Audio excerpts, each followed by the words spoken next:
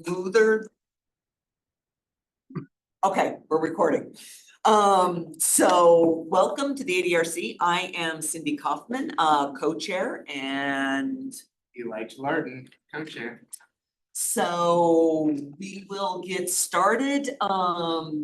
Just so everybody is aware that we are participating in our new meeting time, which is from 10 until 12:30 today. So welcome, and I will turn it over to Wilson to introduce himself and do some housekeeping. Sounds good. And I am gonna mute my laptop before I pick up. Good morning, everyone. Wilson Tam with the California Department of Aging. I lead our person-centered navigation branch, which includes ADRC and also our HiCap program. Just some housekeeping items. This meeting is being recorded and it will be posted onto the CDA website after the fact. And for those that are attending in person, just a reminder to mute your laptops to avoid any audio feedback. We do have closed captioning available, and that could be accessed by clicking the closed caption or the CC button on the Zoom toolbar. Today we do have American Sign Language interpreters. They will be spotlighting themselves. Hello, good morning, I see you here. If you need assistance at any time, please do email us at adrc@aging.ca.gov.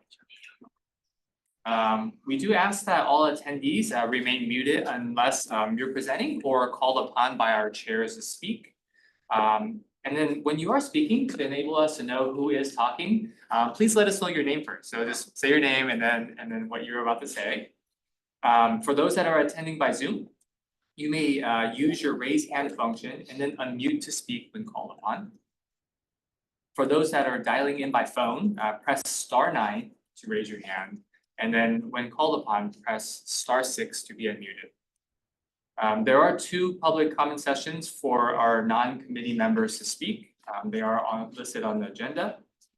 And then just want to also mention that chat and the Q&A function can be used to communicate questions to the host, which would be our CDA ADRC staff. So just want to say thank you again. I'll turn it back to Eli and Cindy. Who's going to turn it back to me? Okay, who's going to turn it back to you? We've got the roll call. I always forget this part. Wilson again. So I'm going to do the roll call. Thank you, Cindy. And then when I call the names, please just say present and hello if you wish to also. We have starting with our Independent Living Center, our ILC representatives, alphabetical order, starting with Carl Sigmund from Free. Good morning. I'm here. Good morning, I'm here. Good morning, Carl. Next, we have Eli Gillardin from the Marin Center for Independent Living. I'm here. You are here. Third, we have Larry Grable from Service Center for Independent Life. Present. Thank you. Hello, Larry. And next, we have Letty Zuno with Access to Independence.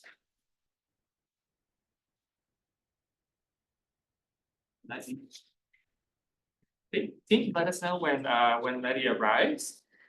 Next, we have our Area Agency on Aging, our AAA representatives, starting with Cindy Kaufman from the San Francisco Department of Disability and Aging Services. It's a mouthful. I am here. Thank you, Cindy. Next, we have Elaine Clark from the Napa Solano Area Agency on Aging. I'm present. Hello, Elaine. Hi. Next, we have Joe Cobry from Passages. Present. Thank you, Joe. And then last but not least, we have Victoria Jupp from the Ventura County Area Agency on Aging. Present. Hello, Victoria. Next, we have our consumer and caregiver representatives, starting with Andrea Dubrow. She did express her regrets. She will be absent today. Next, we have Carol Leish. Carol, welcome. Thank you. Good morning. Morning, Carol. Welcome to the advisory committee. Did any few words you want to say? Just glad to see everyone, and hello, Victoria. Thank you, Carol. Next, we have Erin Crutcher. Okay, Team, let me know when Aaron arrives. Next we have Tammy Harsh. I'm present here. Good morning, everyone. Morning, Tammy. Next we have William Reed. William, welcome to our advisory committee. Thank you. Any words you want to say? Not to put you on the spot or anything. No, not at this time. Okay, not this time. Thank you, William. Next we have our long-term services and supports representatives. We do have 6, starting with Helen Lopez.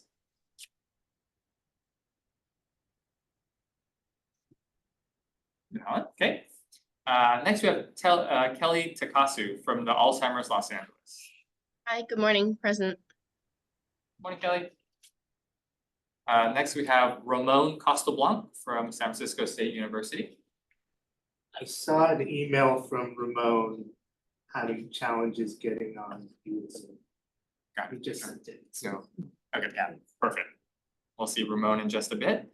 Next we have Rita Sayans.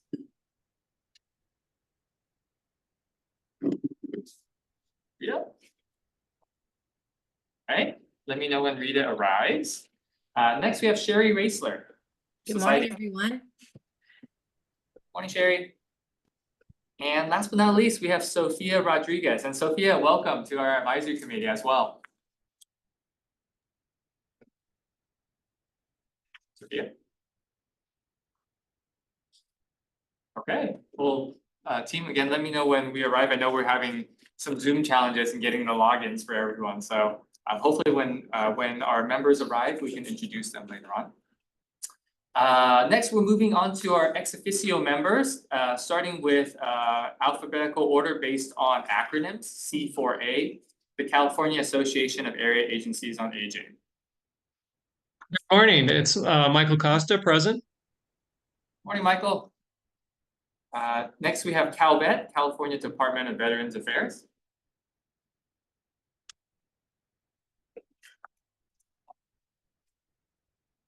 CalVet. Next, we have CCOA, California Commission on Aging.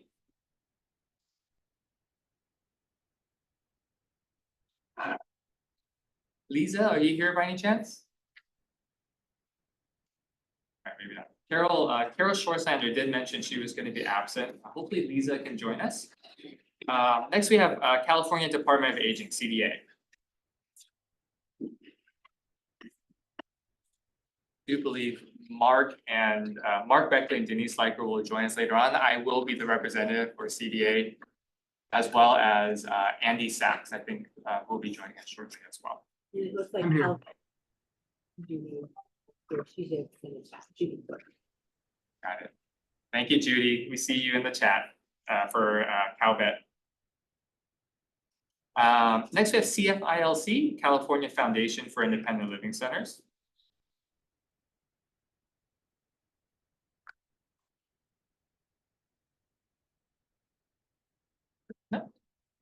Next, we have DDS, California Department of Developmental Services. Lay was going to be attending, so hopefully. Sure. And then next we have DHCS, California Department of Healthcare Services. Dewey Nguyen here for DHCS.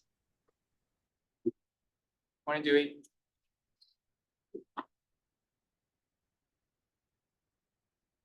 Thank you. Next we have DOR, California Department of Rehabilitation. I'm acting here for DOR. Alana, thank you. And then last but not least, we have SILC, SILC, State Independent Living Council. Hi, everyone. Good morning. Allison Veramont is on behalf of the SILC. Thank you, Allison. Any members that have joined us since we've started the roll call and didn't get a chance to introduce yourself?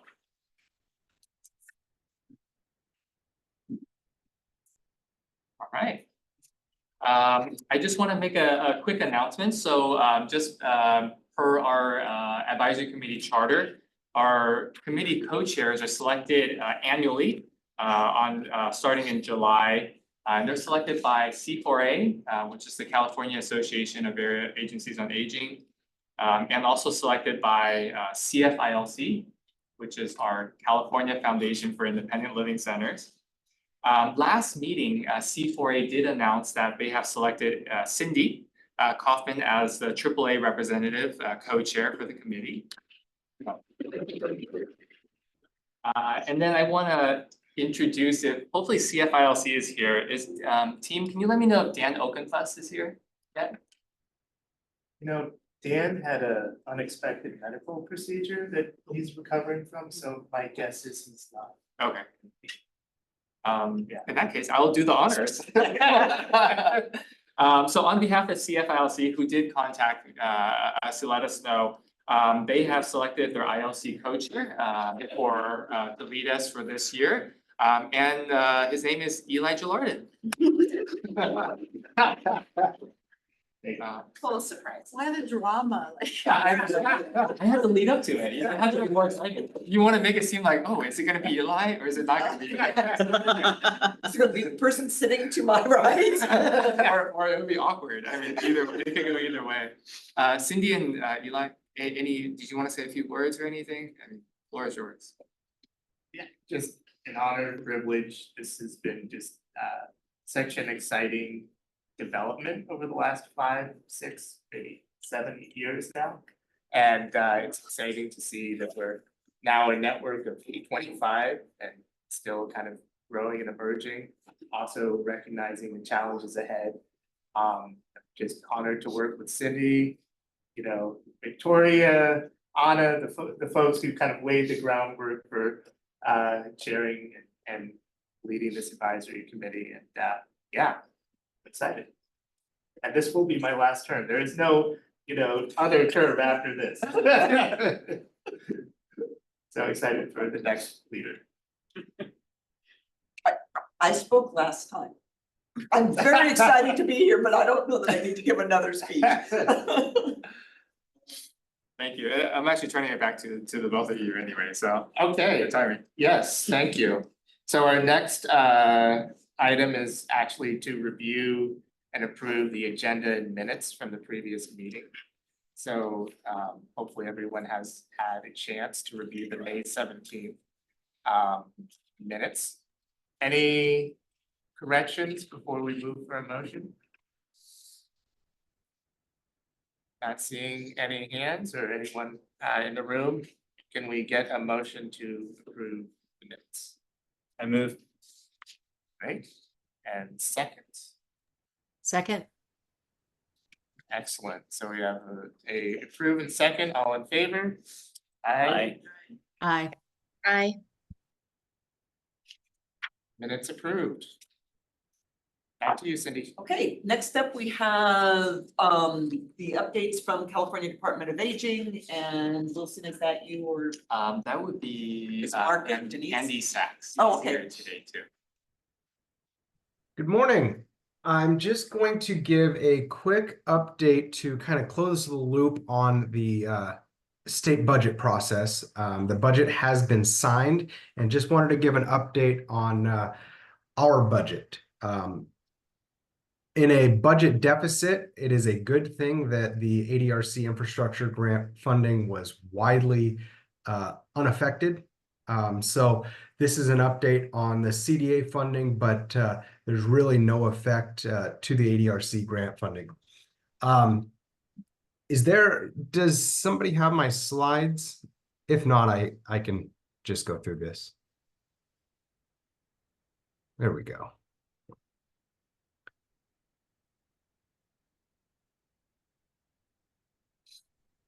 So quick update, and I just want to go over some things that you will hear about the budget and what this means for the locals, and more importantly, what this does not mean. So you will hear that there's a vacancy sweep at the state level. That is primarily and only at the state level. This has nothing to do with the locals, does not get pushed down. Again, also, you'll hear that there's a 7.95% reduction across the board to all state departments. That is likely, we're still learning what that means for each department, likely not going to be a full 7.95% reduction for CDA. there will be a reduction of some sort. Again, does not affect any of our local funding. And then you may have heard that our Modernizing Older Californians Act funding was up for a cut, the nutrition services funding. That was not cut. The cut was not in the budget. So we have advised the AAAs to move on business as usual. In a budget deficit in a year that we were told no increases will be entertained, no budget change proposals will be entertained, we actually did see some positives. Our ombudsman funding got a $4.25 million one-time increase. And there's ARPA funding, really not just at CDA, but a lot of counties have ARPA, American Rescue Plan funding, that we were invited to apply for an extension. That funding is set to expire September 30th of this year. We were invited to apply for a 1-year extension. We are still waiting to hear if we've been approved or not, but we have applied for that. And then next slide. Just real quick, like I said, this is a pretty major success for CDA, that we were told budget change proposals will not be entertained. And we had 6 that did get approved. Just real quick, CalFresh Healthy Living had 2. They were 2 increases in authority. One was for 2.5 million, one was for 2 million. The AAAs have already seen that funding. MSSP program has a new requirement that requires a few new nurses, and we were awarded that. Our Office of the Patient Rep program, we had initially tried to contract that funding out. This was a technical change to change the funding from local assistance to state operations because we didn't get contractors. So now CDA is going to be able to hire staff to do this work. We also have high cap modernization efforts that started in fiscal year 21-22 that have been continued on. And last but not least, the Assembly Bill 1163 is the LGBTQ plus Disparities Reduction Act. We received $130,000 in fiscal year 24-25 and 25-26 to implement this. Again, none of these reductions affect the locals. One thing I do want to be clear, because we get these questions a lot when this happens, is you may see, because budget letters are being spilled out right now. They're coming to us and we're still learning about how these reductions are going to affect the department. You may see things that say there may be a reduction in state travel or things like that. That does not affect the ADRC infrastructure grant. So I just want to be clear, when you see those things, that is at the state level, but your infrastructure grant funding is not affected. That is the end of my update. Thank you, Andy. Old Bird told me that Wilson may also have an update. Wilson being the bird whispered to you. Thanks, Andy. Can we pull up the slides for the Master Plan for Aging Day of Action, please?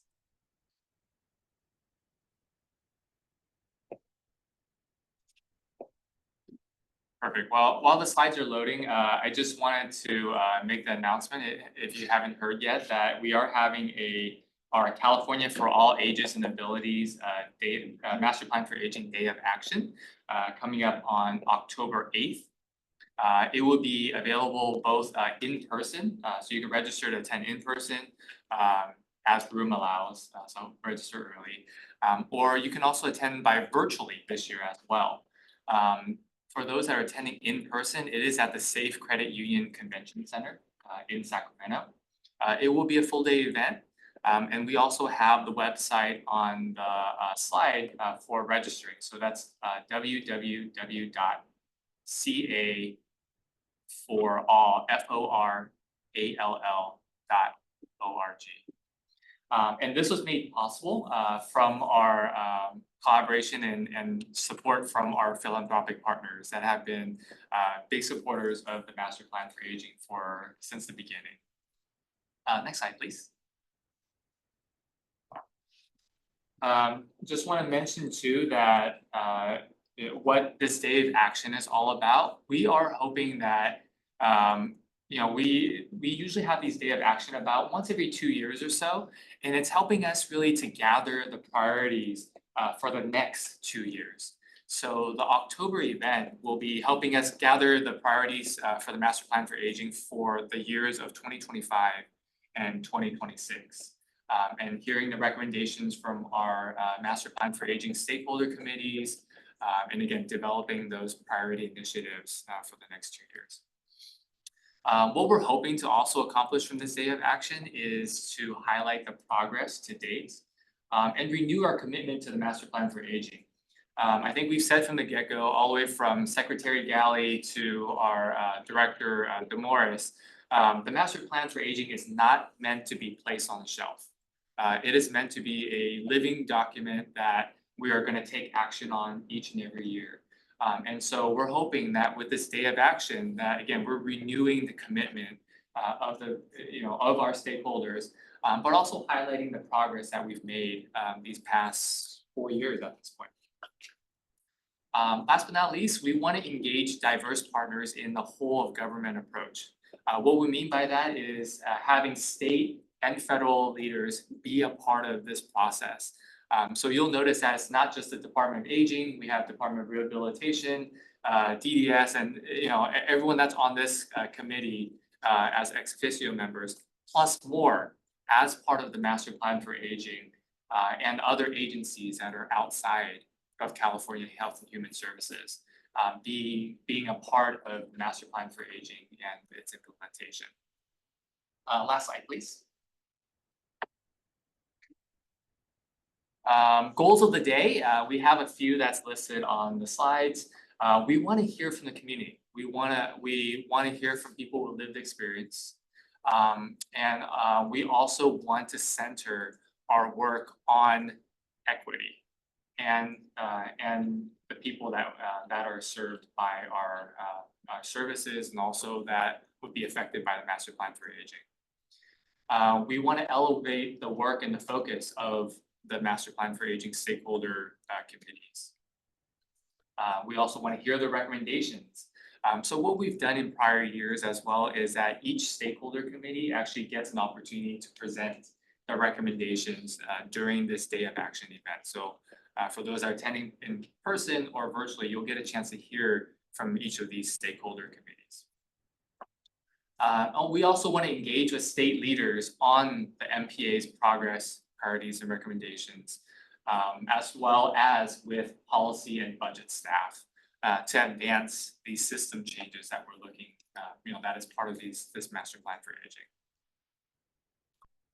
That is it for these slides. I'll pause if there's any questions, happy to take it. This is Eli. I'll just say that I think this is a great event to send new or experienced ADRC staff to. I know on our ADRC side, we're encouraging our team to attend. We'll have a good contingency from the North Bay. So just thinking about the nothing about us without us and representing as ADRCs, it would be great to see ADRCs around the state show up. Yeah, hi, this is Joe. Question, one of the points you had up there was an opportunity to hear from the community. And I did attend last time. I'm trying to figure out, is hearing from the community happening through the various stakeholder work groups and getting reported out, or is there an opportunity at this event for people to share and contribute to the process? I'll have to look into the event itself, because I know as listening to the stakeholder committees, they did mention that they want people lived experience and people from the community to be a big part of the day of action. Right. However, I don't have the exact agenda. Okay, well, but that would be a great follow-up, because I was excited to see that pointed out, but Yeah. in my experience in the last one, it seemed like a lot of report out, which is fine if that's the avenue for it, but if there is an opportunity and for people to come and they're gonna share what that might look like. Thank you. I also want to add on too, that as part of these committee stakeholder groups, they have recently discussed creating another either a work group or a committee that's focused on people with lived experience. I think it's the acronym is LEAB, Lived Experience Advisory Board, I believe it's. And so that was an idea that was brought up. I don't know exactly where we're at this time, but I'll be happy to provide some additional updates the next time. But when that opportunity does open up, we do hope that, again, people with lived experience and people from the community, that are impacted by the master plan for aging can speak to it and be a part of this advisory board that may be created. Thanks for asking. Any other questions? Okay, thanks, Wilson. Thanks, Andy. I will turn it back over to you. Okay, we are going to go to ADRC funding updates. And Amanda and Janice are gonna give us some news. Sure, I'll just give a brief update and then Janice will give a longer one. So as Andy mentioned, no impacts to the ADRC infrastructure grants for this year. And happy to say that fiscal year 24-25 grants have been issued to the eligible 25 ADRCs. Thank you to the local partners for your collaboration in getting everything done in time. So that's great news. And I will just hand it over to Janice now. Thanks, Amanda. Hi, everyone. So with the support of our MAC consultant, the Lewin Group, we've been updating and revising our MAC activity codes and time study process based on feedback gathered from previous time study participants. We had a MAC stakeholder work group meeting this past Wednesday to go over these updates and revisions. Thank you to those who attended and provided feedback. It was much appreciated. We have a new MAC time study scheduled for August 15 through September 15. Staff from core and extended partners are invited to participate. Participation is voluntary, but we strongly encourage having a minimum of 1 to 2 staff from each ADRC participate to assess potential claim amounts. The data gathered from this time study in August will be included in CDA's submission packet to the state Medicaid agency and Centers for Medicare and Medicaid Services for approval. So we do hope to get a lot of participation from ADRCs. And finally, in preparation for this upcoming time study, we will be holding a MAC time study training for ADRC staff and supervisors on July 31st at 1 p.m., where we'll go over the activity codes, show folks how to complete the time study, and answer any questions you may have about MAC. An email has been sent with the MAC time study training information and registration link, so please be sure to register for the time study training. We look forward to your participation and feel free to email us with any questions. Thank you. Thank you, Janice and Wilson. This is Wilson. Janice, can you talk a little bit? So we do have some new advisory committee members, and if you can remind us what is MAC and the purpose of MAC. So MAC stands for Medicaid Administrative Claiming, MAC, not the Big Mac or the makeup brand. Or the laptop. Very funny. Yes, thanks, Wilson. So Medicaid Administrative Claiming is a process for ADRCs to get federal reimbursement for performing Medicaid administrative activities. The federal government would actually Hold on just a sec. We're having an audio issue in the. Try again. Can you hear me now? This is quiet. Maybe it's in this room. Okay. Yeah, maybe the mic. They might be able to hear. Okay. Yeah, it's really quiet, Janice. Okay, now we can. Yeah, we could hear you better earlier before. How about now? Can you pull your little microphone closer to your mouth, maybe? Just scream. Just lay it on us. Okay. Can you hear me better? No. Mic, Let me try one. the mic near like your mouth. How about now? Can you hear me? Better. Okay, sorry about that. Okay, so Medicaid administrative claiming is a process for ADRCs to get federal reimbursement for performing Medicaid administrative activities. So things like helping consumers apply for Medi-Cal, attending trainings that are related to Medi-Cal, or going to community outreach events where you're talking about Medi-Cal services. So the federal government will actually reimburse up to 50% of any of these activities that are performed. And so it's a really great, we're hoping it'll be a great way to sustain funding for ADRCs. And so we really encourage folks to, or not apply, but participate in these time studies to see how much your ADRC could gain from reimbursement. And yeah, we'll be hoping to submit our submission packet to CMS at the end of October, hopefully, for approval. But in the meantime, we'll continue to do these pilot time studies to see how much we can get back for reimbursement. Hope that helps. Great. Thank you. Any questions for Janice? Follow-up? And then do we have Mike speaking on MIPA?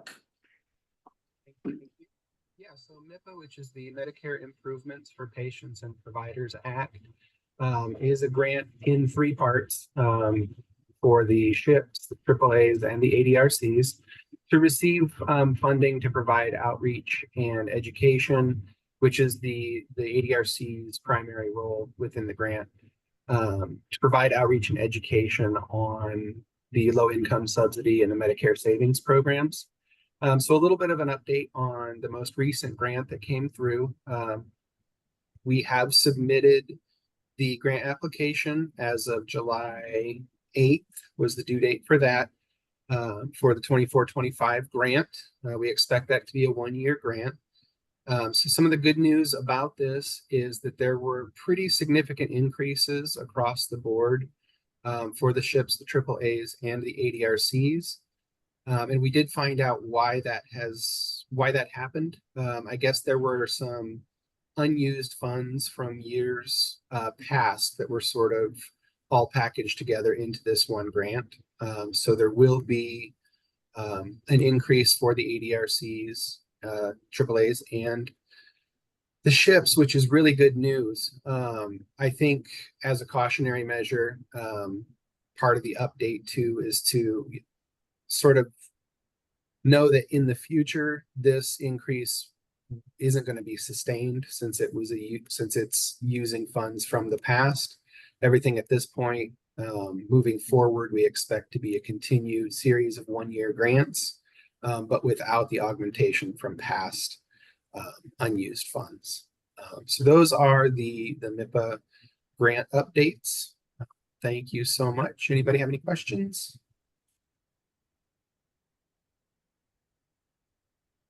Does not look like it. Thank you, Mike. We're ready to move on to the next step.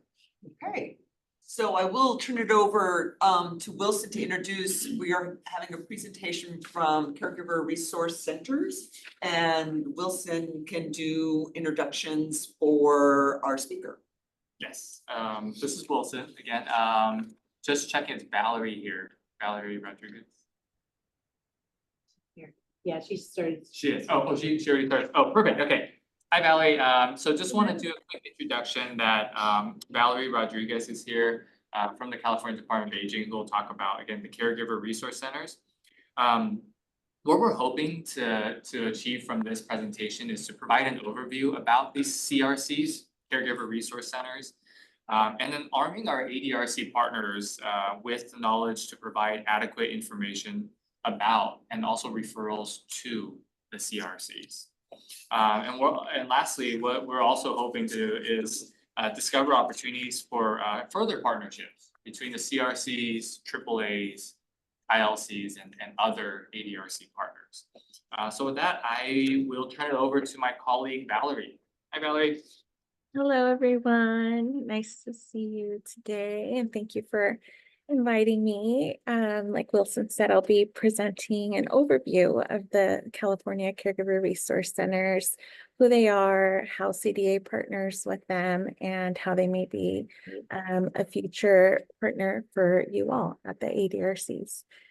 So hopefully you can see my screen okay. I can go ahead and move on to our first slide.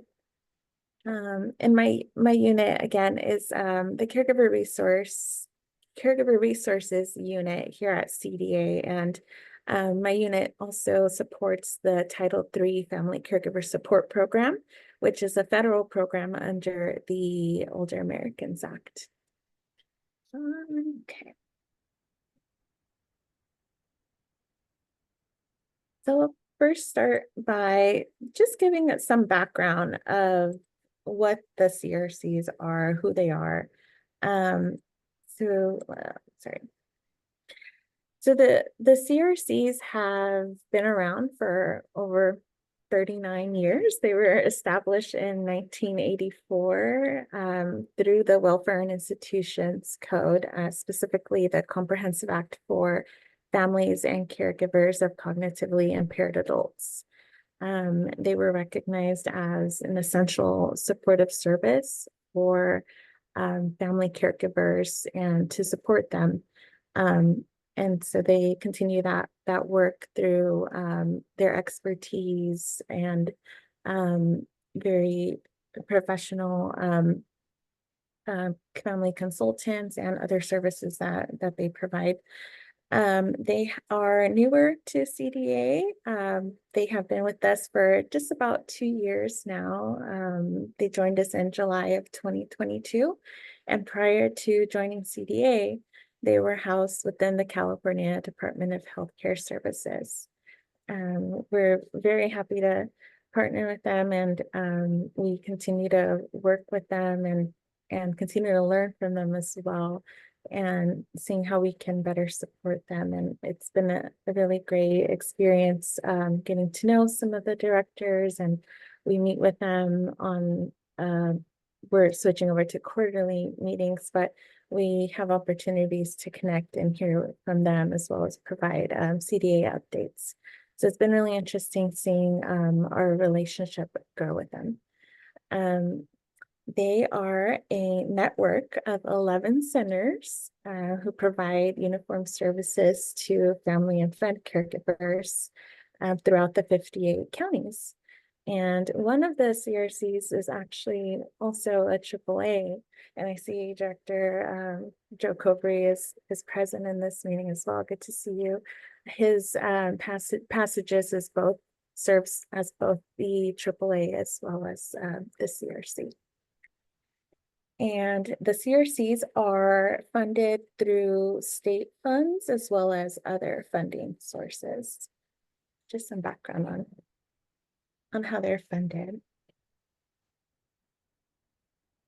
Okay, so who do the CRCs serve? The CRCs serve family caregivers of adults who are affected by chronic and debilitating health conditions. And some of these examples of cognitive impairments include, but are not limited to, progressive degenerating illnesses such as Alzheimer's disease and dementia, and also degenerative diseases of the central nervous system that can lead to dementia or severe brain impairments. This can include anything like epilepsy, ALS, MS, and they also support caregivers who are caring for individuals who have permanent damage caused by cerebrovascular accidents, including strokes and aneurysms and similar conditions. So a family caregiver can be a relative, they can be a domestic partner, a friend, or a chosen family.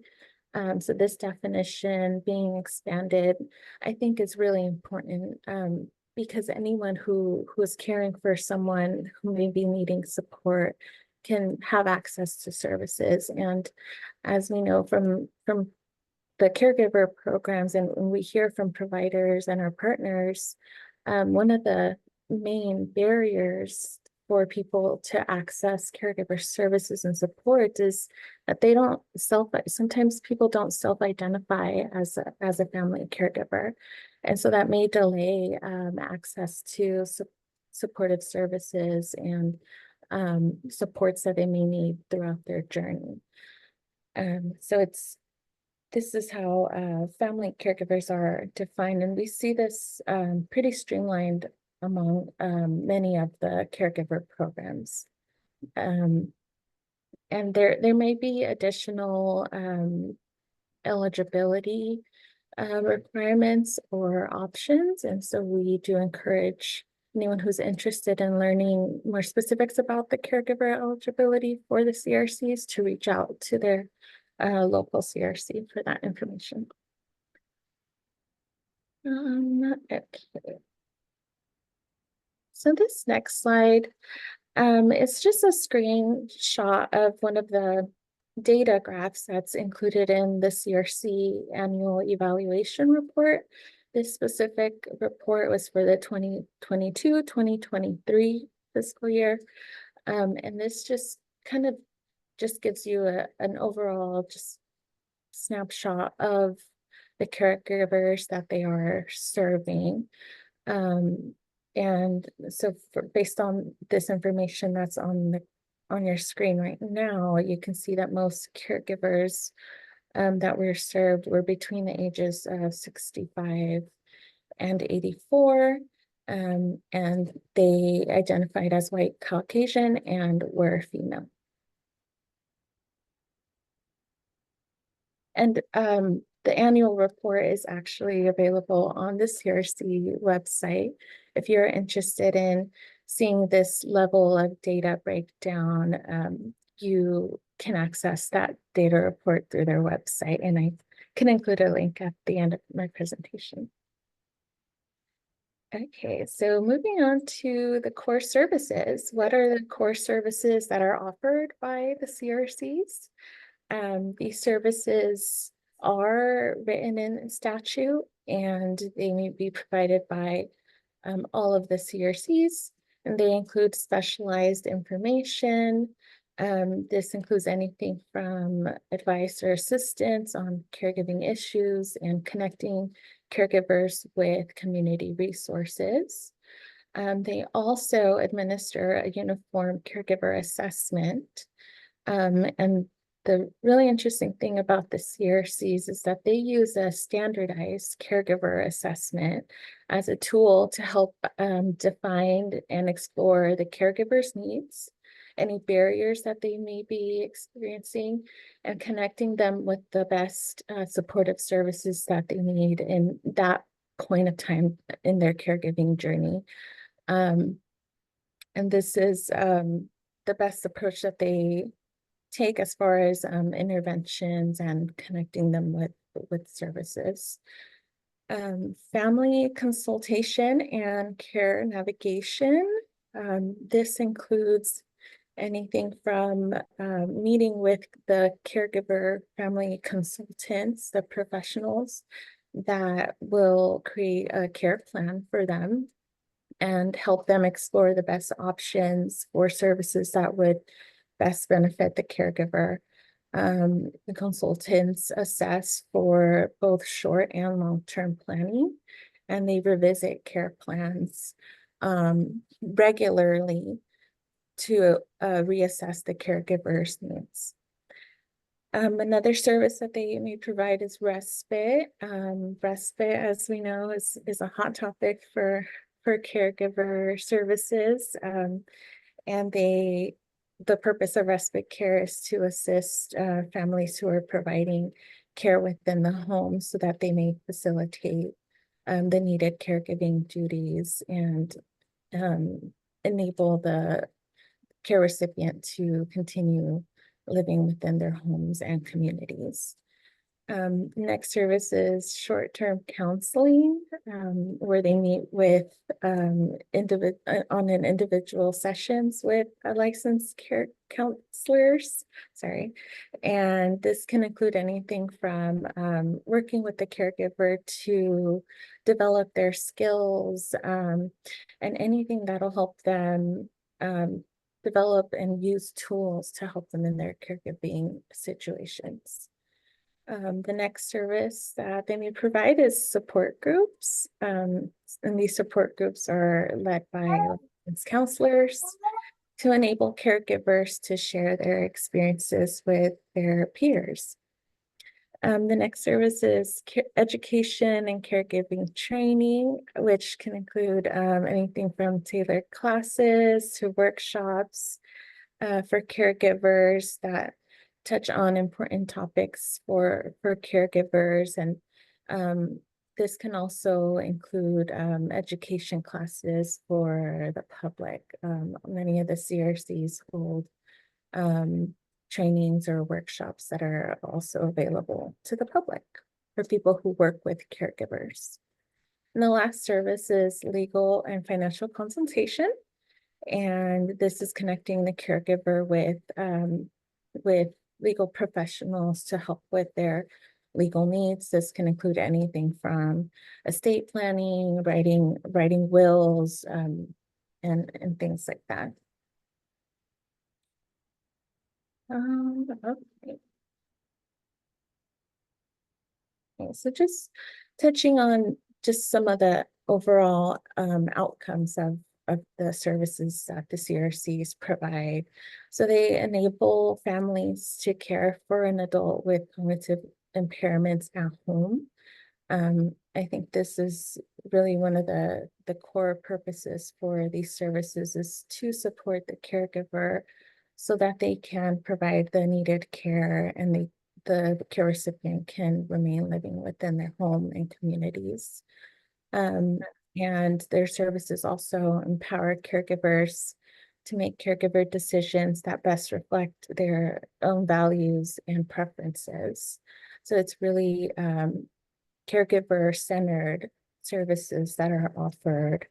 And that ties into a lot of the services that they do when they do the caregiver assessment, for example, they focus on the caregiver's need while at the same time also considering the needs of the care recipient. And the last item here is minimizing effects of long-term physical, mental, and financial health of the caregiver. Again, focused on the caregiver. It's person-centered for the caregiver.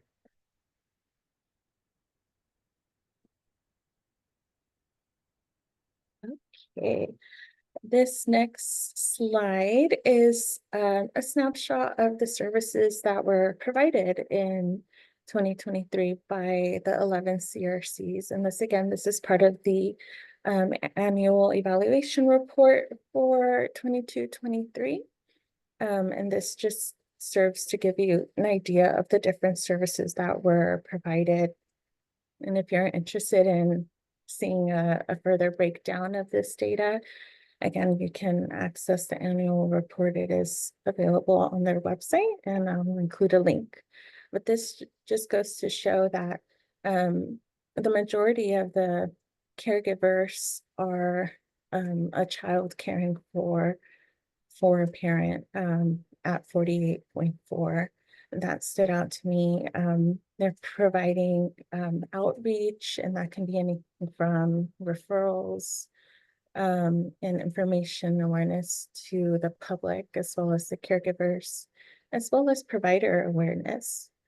And they're also providing respite, and as you can see here, these are some of the highlights regarding the caregiver supports that were offered in 2023.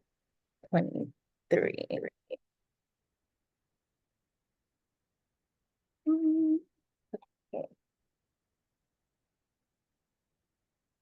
So to sort of touch again on the framework overview of how the CRCs are a system providing these services.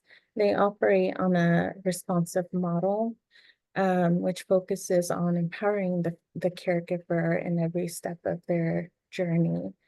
So it's really meeting the caregiver where they are in that journey. Caregiving, as we know, can be a long journey for some, and their needs may vary depending on where they are in that journey.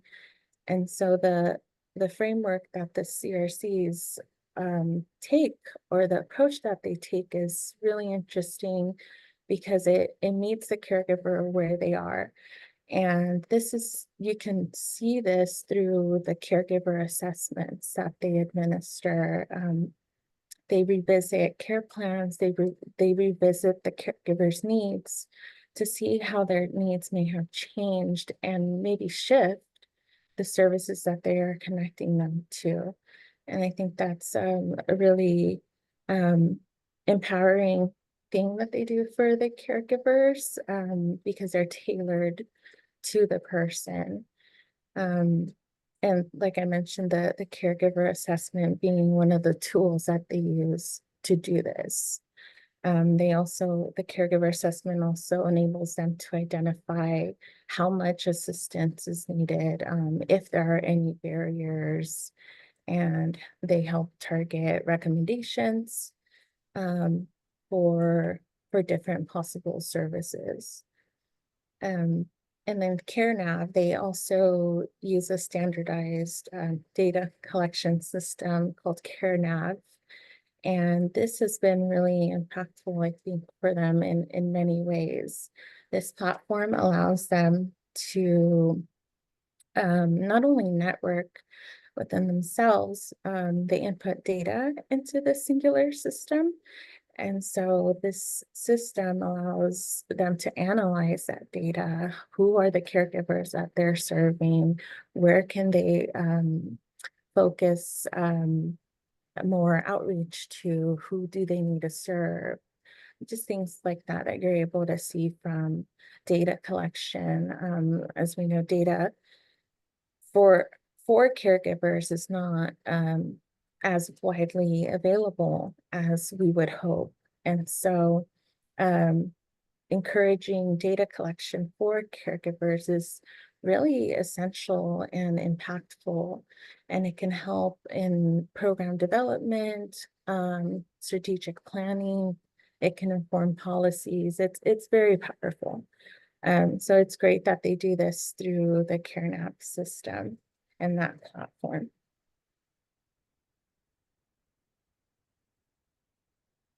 Okay, next slide is talking about some opportunities for collaboration.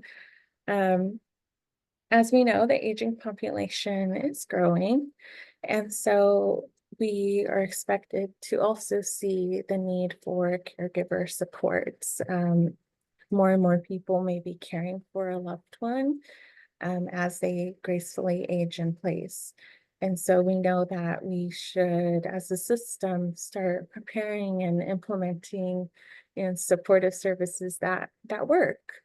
And so we have, as you know, we have the Master Plan on Aging, which serves as our blueprint to help bring us together and start thinking about the different ways that we can work together as a state, as service providers, as a state unit on aging on the local level, on how we can work together to increase collaboration and also access to these services. And we also, have on the federal level, there's a lot of attention on caregiver services. In 2022, ACL released the national strategy to support family caregivers, and they put forward recommendations on how states can work collaboratively to increase access to caregiver support services. So there are a lot of opportunities that are just over the horizon. Just we're happy to know that this is something that we can encourage our partners to start thinking about, and sharing ways in which we can really take this opportunity to put something together and work collectively as a state and improve our caregiver services overall. And I think it's important to also recognize that, there are different service providers that are we're all working to serve the same population. And so I think streamlining a lot of our services could also be impactful and help reduce risks. Help reduce gaps in services. And the coordination of these services is essential to ensure that caregivers are provided access to full, complete services that'll help support their needs as well as the recipient and enable them to remain living within their homes. Let's see. We know that many of our AAAs currently do partner with the CRCs. We know that about 23 of the 33 AAAs subcontract with a local CRC for their Title III Family Caregiver Support Program. And so it's good to think about, how can we support them strengthening their relationships and working together, and how can we foster that collaboration on all levels, to stay local as well as federal. And so one of the ways that we're looking at doing this is we are putting together a California Caregiver Equity Plan. We are working with the UC Davis Family Caregiving Institute, and they are working to put together an equity plan to increase equity amongst caregiver services. And I'll share a little bit more about that in the next slides. Okay, so this next slide is just showing, like I said, the different types of caregiver services and supports that are currently being provided in the state. And of course, this list is not exhaustive. We also have local community organizations that may work to serve caregivers, but this is just a graph to show you the different agencies or programs that we support at CDA, that we know that they support caregivers. And so we have a list of the area agencies on aging, the different types of services that are offered through the federal Title III Family Caregiver Support Program. And then you'll see it side by side with the services that are offered by the CRCs, and then as well as the ADRCs. And they all serve to provide services to caregivers.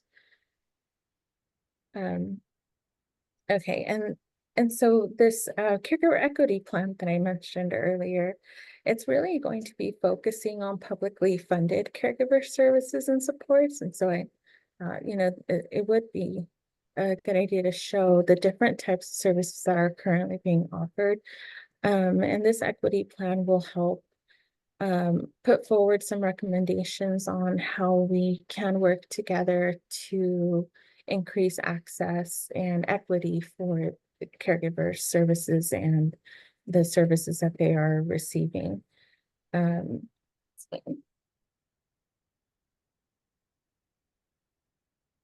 Okay, so a little bit more about the California Caregiver Equity Plan. So like I mentioned, we are partnering with the UC Davis Family Caregiving Institute Evaluation Unit to develop an equity plan and roadmap to serve family caregivers and increase equity for services that help support family caregivers in California. This equity plan will address the unique needs of caregivers, considering characteristics including race, ethnicity, age, gender, sexual orientation, veteran status, care recipient condition, disabilities, and urban and rural residency, amongst others. This equity plan aims to generate strategic plans, action plans, and goals for consideration to improve equity in service delivery over the next 5 years. And so this project has been really interesting. The UC Davis team has really helped sort of give us an overall picture of what services are being currently offered throughout the state for that support caregivers. What are some opportunities in which we can streamline some of those services? And I think that really helps support this no wrong door approach when we are working to implement these recommendations. And so I really see this as an opportunity for not only the ADRCs and the CRCs, but also the AAAs as well as other service providers to come together and implement some of those recommendations that will be put forward through this plan. And it is the first plan that CDA has done like this. Currently, the equity plan includes 6 strategic goals, as well as 29 actions. And it is still being developed, but we hope to have it completed by October 2024. Very exciting. Okay, so this is just like a summary of the main points of the goals. They're not the actual goals themselves. Like I mentioned, we're still working on this project, so they are still in draft form. But just to give you an idea of what the different goals will focus on, the first 2 goals will focus on advancing awareness and increasing availability for family caregiver support services, specifically culturally and linguistically appropriate services. That's what the first 2 goals will focus on.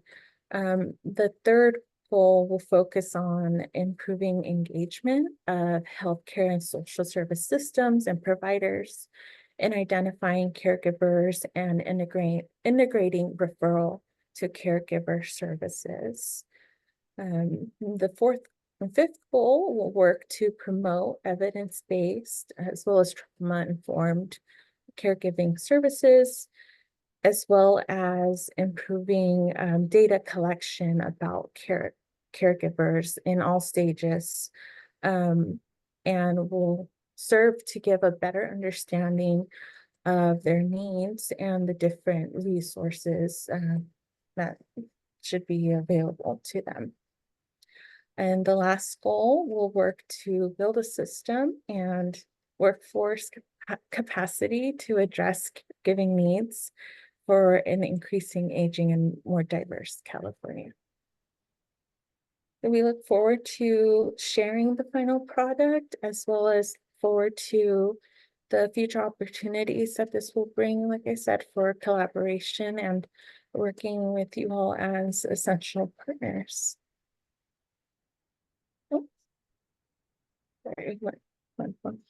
And then this last slide that I have are just a few different resources on how you can locate your local CRC. And on the side, you'll see a map of the different CRC sites. And then, like I mentioned before, they host educational events as well. And then I will also be providing a link to the annual report that I referenced earlier in my presentation.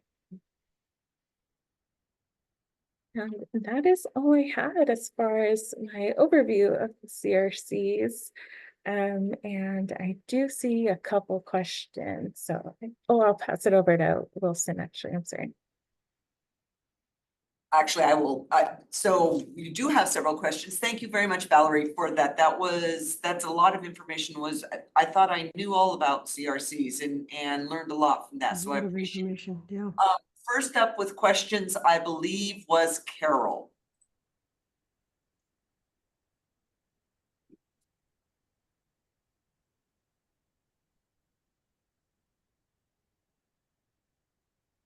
No. Carol? Do you have a question? Hi, There you go. yes. Hello.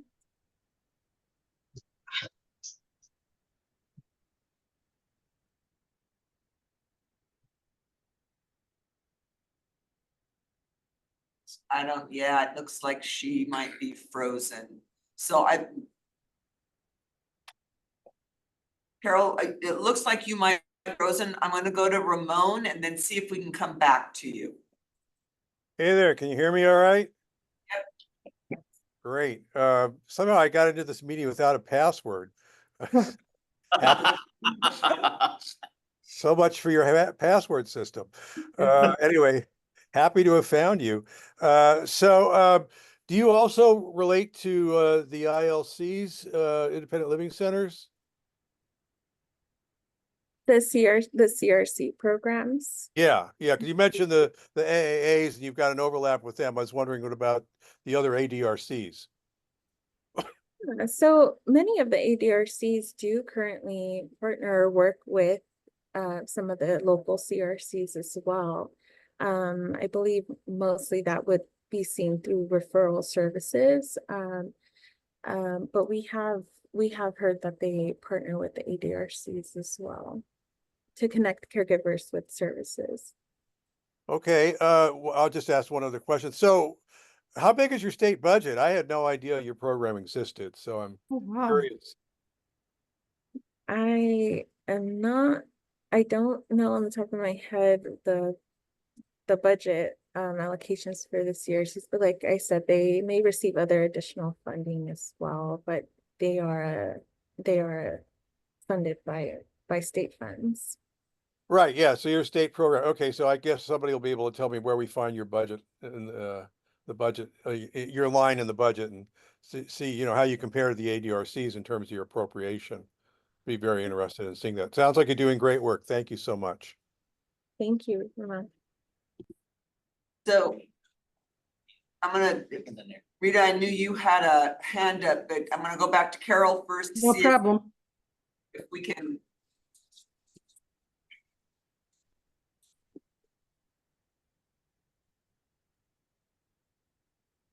Hi, can you hear me now? Yes. Okay, thank you. You said that people were reluctant to Reluctant to. I think it's a family obligation. And also, what do you think could change that? Yeah. You're breaking up. Carol, you broke up in there. Valerie, I don't know if you got the whole thing. I know I didn't get the whole thing. No, I'm sorry. Do you mind repeating your question? Okay. Can you hear this better now? Yes. Okay, good. Having trouble with my computer. Anyway, you said that some people are reluctant to self-identify as caregivers. Do you think that's because they think it's a family obligation to be a caregiver? And if so, what do you think could change that? Yeah, that's a good question. So I know that sometimes, it might be due to them thinking that it's a family obligation. I know in my personal experience with providing caregiving duties, I just thought I was just caring for my grandmother. I thought that was something that, was expected from me as the oldest granddaughter, only granddaughter on that side. I really thought I was just helping my grandmother, and so I at the time wouldn't have identified as a family caregiver. I thought I was just helping my grandma out. And that might be a similar case that we hear from, other caregivers. And so that may be a barrier for them accessing services and supports right off the bat. They may not self-identify as a family caregiver. And so I think something that would be impactful or helpful would be education, just education in general, education about what defines a family caregiver, maybe setting us or creating or developing a scale that we all, a standardized scale. Something like, do you provide X amount of hours of care per day? You might be considered a caregiver, or something that'll help educate individuals and stopping and just thinking about their own personal experiences. And that may make all the difference, I think. That's good. That'd be something good to work on. And like you, I could relate to you taking care of my father for the last 6 months. Didn't really view myself as a caregiver, just as a daughter helping out. Yeah. Yeah. Thank you. Thank you for sharing. Good question, Carol. Rita, I see your hands down, but do you still have a question? Yeah, sorry.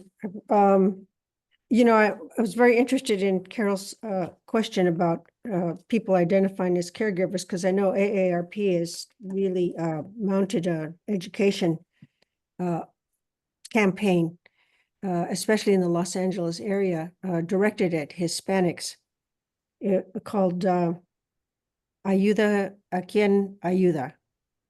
I think that's close to what it is. And they work with the CRCs. They work very closely with the CRCs on that campaign. And it just seems like everybody, no matter what ethnic background they have, just, thank God we still, respect our elders in such a way that we feel that it's a privilege or an obligation to take care of them. So we don't want to change that. But I think we do want to let people know that there's assistance. So I too have worked with the CRCs for a long time, and it was actually an excellent presentation about what they provide. When we first started working with CRC in Los Angeles, in our ARP outreach to Hispanics, we weren't as clear in those days that a lot of their work was directed at people who had gotten cognitively impacted. So we had to sift through, people who called in and separate them from the people who the CRCs concentrate on. Are we going to get a copy of this slide, Dick? I think it's a fabulous slide deck. This is the clearest presentation I've seen I think in the last 10 years about what CRCs are and what they do. So well done, very well done. Thank you. Thank you, Rita, and I'm happy to share the slides. And to piggyback off of what you said, the CRCs are truly the experts on providing caregiver supports. And like I mentioned, those relationships are there. And whether that's with the ADRCs, the AAAs, both.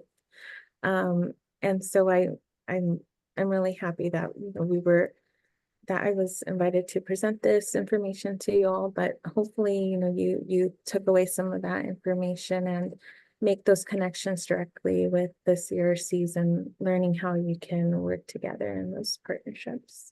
Yeah, one of the things that I thought was very telling was that even a member of our own group is not familiar with the CRCs and what they do. So it's just a challenge of outreach and education. Thank you. Are there any other questions? I'm not seeing the I have a question, and just as a follow-up to Ramon's question around annual budget, CDA CRC annual budget is 15.4 million. Thank you, Andy. Eli. Yeah, and some of this is question and some of this is comment. I would love to see more conversation on the intersection between caregiver resource centers, ADRCs, AAAs, and independent living centers. And on the independent living center side, just speaking from our experience, we do work closely with our local CRC. Independent living centers also provide various level of personal assistance services and referrals, but also connections with the local public authorities. So I'm just wondering, this topic of caregiving is obviously huge and growing, and it hits on many different levels, from family caregivers to paid caregivers to that intersection of family and paid. And yeah, I guess my question for anyone is, how do we continue this conversation? Where do we take it so it's not just a presentation, but something we can integrate into more strategy, specifically around ADRCs?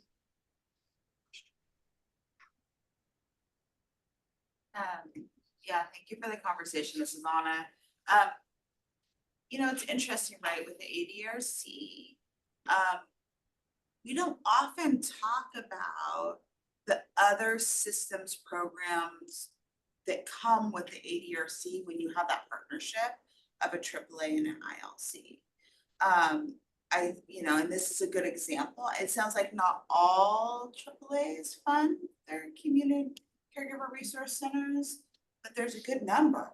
And then I also think of the ILC side, the housing services they're required to do, the assistive technology services. So, you know, there are a whole host of services that majority, if not all, of the AAA and ILCs are providing that are, I think, they're incorporated at the local level, right, into their service delivery.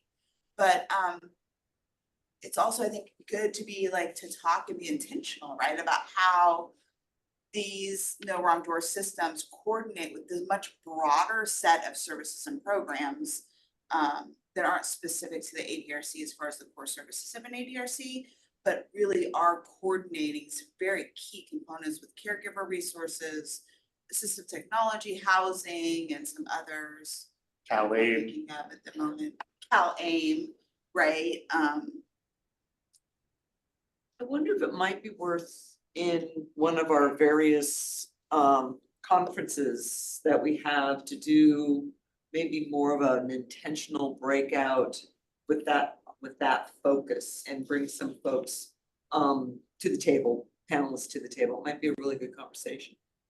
If I could comment, Anna, on your point in that integration, in my first iteration as an ADRC in options counseling, I would say it was almost exclusively caregivers, because being an area agency on aging, dealing with older adults, they're attracted to the AAA. And so when we did options counseling, it was in support of the caregiver. And I know there's a bit of an oxymoron when we talk about person-centered, but recognizing that the caregiver is the person that you're centering on. And so it does exist and it's out there. So I think, you know, follow up on that would be great. And I think another point on the slide, it showed the number of caregivers that were 44 to 64, which is 44%. And in the early days of caregiving, say back to the 80s, even into the early 2000s, the typical caregiver was in their 80s. And so what the caregiver resources are finding with their care navigator and the data collection is that caregiving is beginning to trend down. And it depends on what part of the state you're on. So I'm in a rural area, we still tend to trend high, but in the urban areas, the caregivers are getting younger. That 44 number didn't exist when I started in 2005. So anyway, I think there's a lot here with the CRC system that it's a gold mine that we should really be exploring and picking. And I'd love to see it more fully integrated with the ADRCs and other services. That's interesting. Thank you, Valerie. Thank you very much. Obviously, this sparked a really good conversation. So really appreciate the layout and the depth of information that was there. That was great. So if there are no more questions, I do believe we are ready for a brief break. We're going to take a 10-minute break and then come back to finish off the meeting. So my computer says it's 11:21. So if we can come back at 11:31. Thanks. Thank you.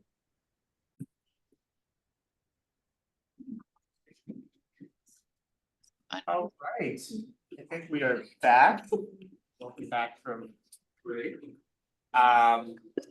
We're gonna move into our next item number 6, which is spotlighting our local ADRC. Always one of our favorite agenda items where we really hear the success, the impact, and how ADRCs are really moving equity forward.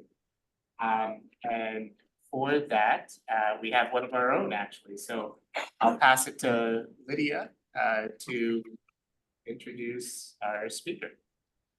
Hi, hi, I'm Lydia Yakino, and as Eli said, this is a recurring feature to those who are new of our advisory committee. I'm Lydia Yakino, and I'm an analyst for the ADRC Bureau, and I support the 6 ADRCs in Southern California.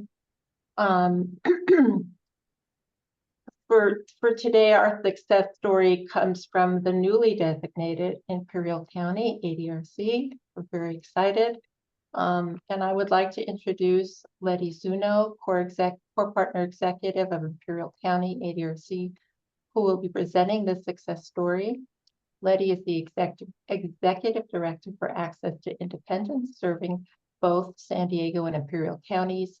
And she is an advisory committee member representing ILC, is one of the 4 for this advisory committee. Hi, Letty. Good morning.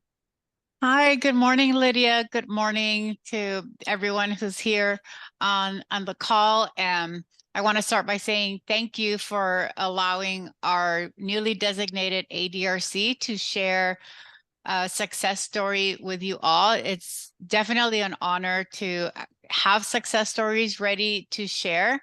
It's a testament, I want to say, to the dedication of our coordinators. I'm here sharing the success story on behalf of the coordinator and the rest of the people that it took to put this success story together. I'm merely the vessel sharing the story. I wish my coordinator was here. So I want to share a little bit about her in her absence. She's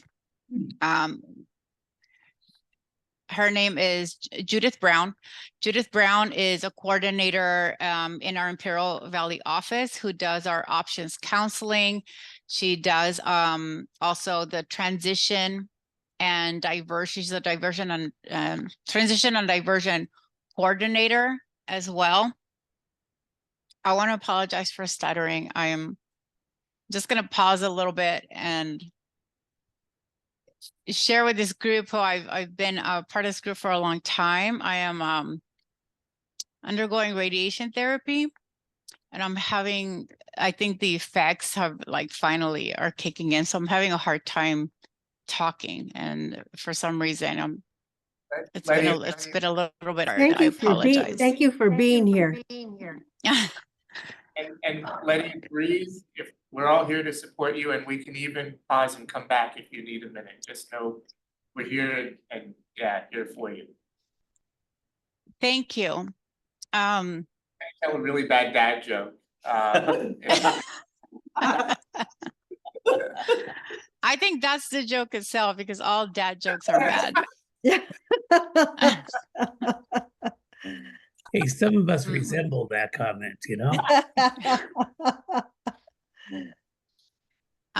Judith Brown has been a coordinator with Access to Independence for almost 20 years. She has a background in psychology, and she's got a background serving people with low vision up to total blindness. She has recently transitioned to be the options counselor and transition and diversion coordinator, and is just doing phenomenal. She's one of these people that when you talk to people from the community, I mean, people will go out of their way to reach out to me to tell me how wonderful it was just to be around her. I mean, she's just someone that has a very peaceful aura to her. She's extremely patient with everybody that she works with. And people will absolutely just call me and say, can I talk to that one lady, the real nice one? And anybody that calls and just maybe they don't know her name and they say that real nice one, everybody here knows who she is. So I think that in itself is one of these above and beyond things that separate from the technical part of piecing a transition together for somebody. Her entire heart is in every single thing that she does. So this is a success story from Miss Judith Brown. This is in her writing. I want to share a heartwarming success story with you all. We recently had an individual reach out to our ADRC after being referred by someone who previously received our services. This person came to our office and explained that he urgently needed a ramp for his home. He had already contacted several other organizations for assistance, but hadn't had any luck until a friend of his mentioned the Area Agency on Aging, who is our core partner, who then referred him to us following our, with our ADRC, the warm referral process. And so all of that went really smooth. We were really excited about that. So this individual had multiple health issues that included kidney and liver failure, spinal problems, a heart condition, and diabetes. He required daily dialysis and was too weak to enter or exit his home without assistance. This person is an elderly person with an elderly wife as well. So his wife, who has been helping him get in and out of the home, had become too elderly and at risk of injuring herself at that point, helping him get in and out. So after assessing his needs, we visited his home. We realized that he was a great candidate for the transition program to support his needs and facilitate getting a ramp built at the entrance of his home. I immediately started putting all the paperwork together, but also referred him to in-home support services, as it was essential for someone other than his wife to assist him both at home and with transportation to medical appointments. As I began going through referrals that I thought would benefit them, he told me that he lived in the county his entire life and had never heard of many of the resources we were offering them. I also want to mention that as we were completing the assessment forms, the intake forms, etc., he enlightened me the whole time with humorous stories of his past, and I knew then and there that he'd be a memorable consumer. I also provided referrals, including our peer support group and a low vision program for his wife. We completed the transition paperwork, provided him with contractor options, and got the work started. The ramp was completed within 3 months, providing him the access and security that he needed. Throughout the process, I've maintained regular contact with him and his wife, both of whom have now become part of the organization's community. They've both joined our peer support group. They've applied for and received approval for in-home support services. And his wife is even leading a creative art class that we host monthly. During one of my final visits to take pictures of the ramp, he shared with me how much of a difference it had made in his life, providing a sense of security and safety in being able to access his home easily.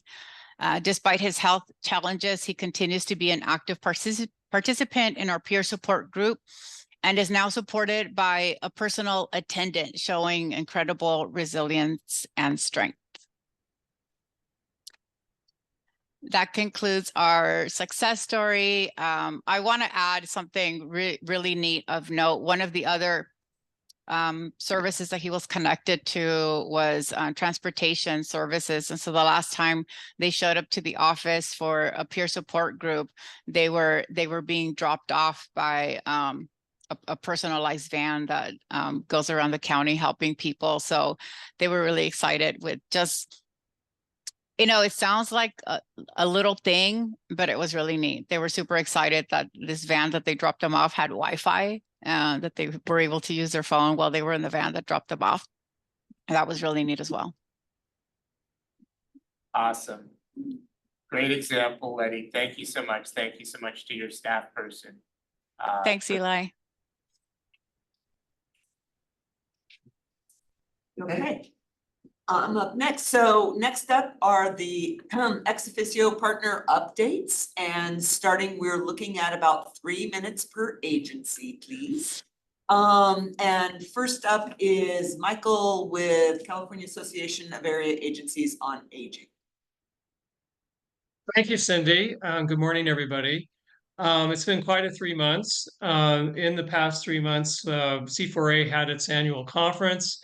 I'm happy to say that we've expanded the agenda over the past 3 years to include much more, many more sessions on caregiving,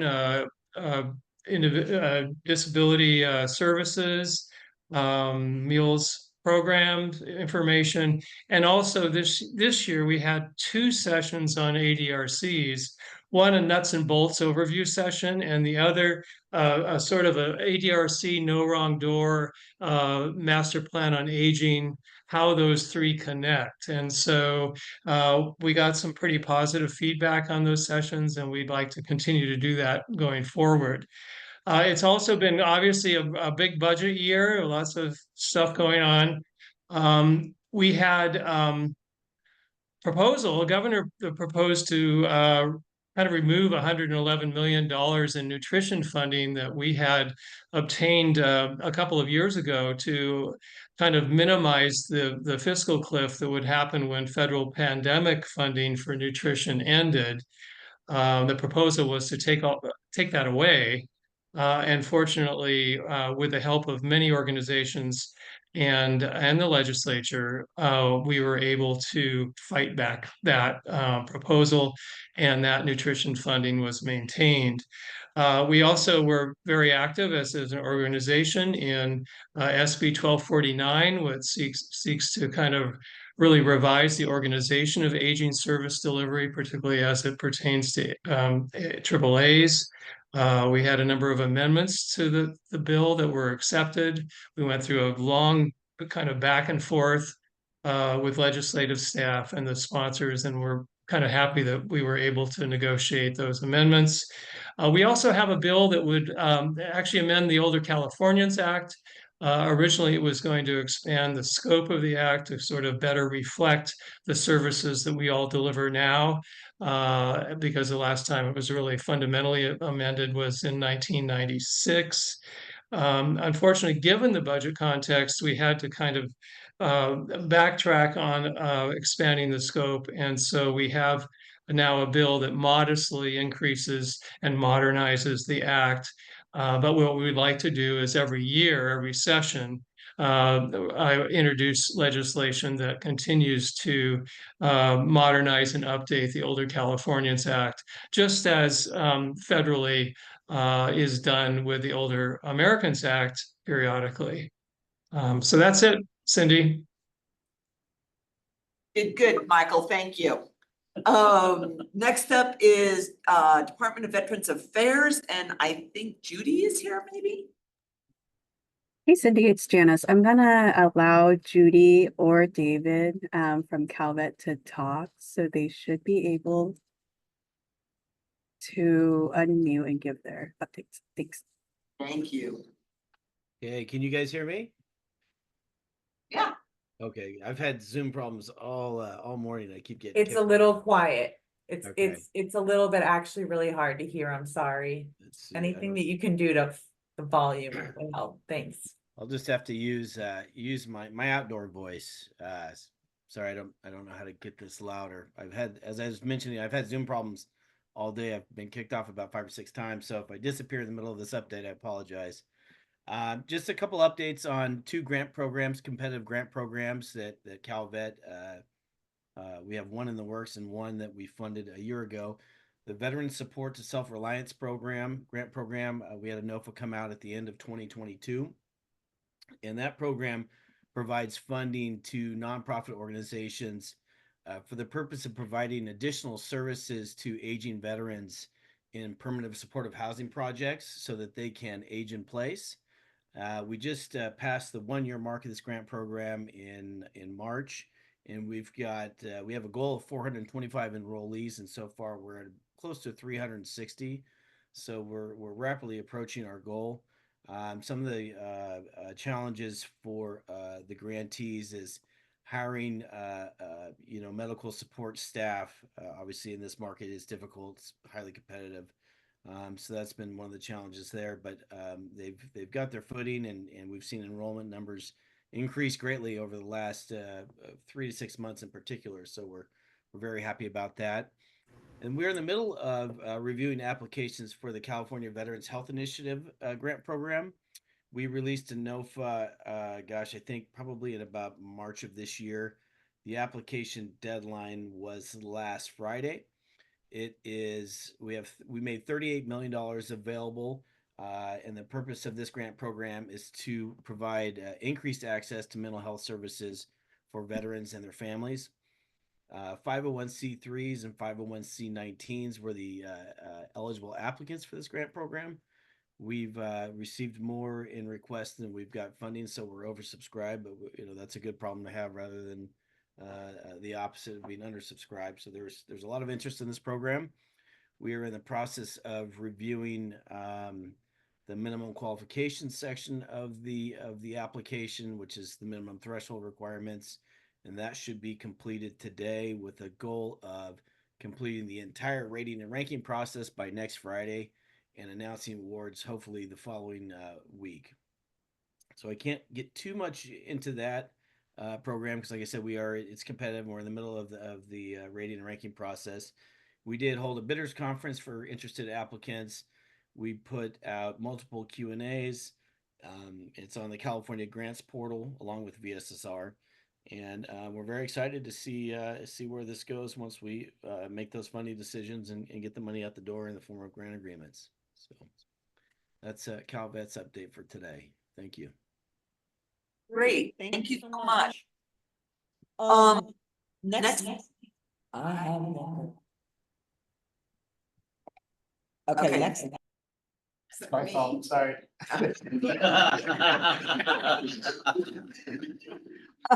Next up is California Commission on Aging, and I think I saw Lisa in there. Actually, I'm going to be giving the update for CCOA. Okay. Carol's request. And I think, one of the biggest successes we've had in the last few months is our Get Loud event that we held at the Sheraton. We had 300 people there, folks from all over, current and former elected officials, Capitol staff, LTSS providers, representatives of higher education, housing and community developers. It was a real success. And out of that, we are excited to announce the first ever Cheryl Brown Gerontology Scholarship sponsored by CCOA.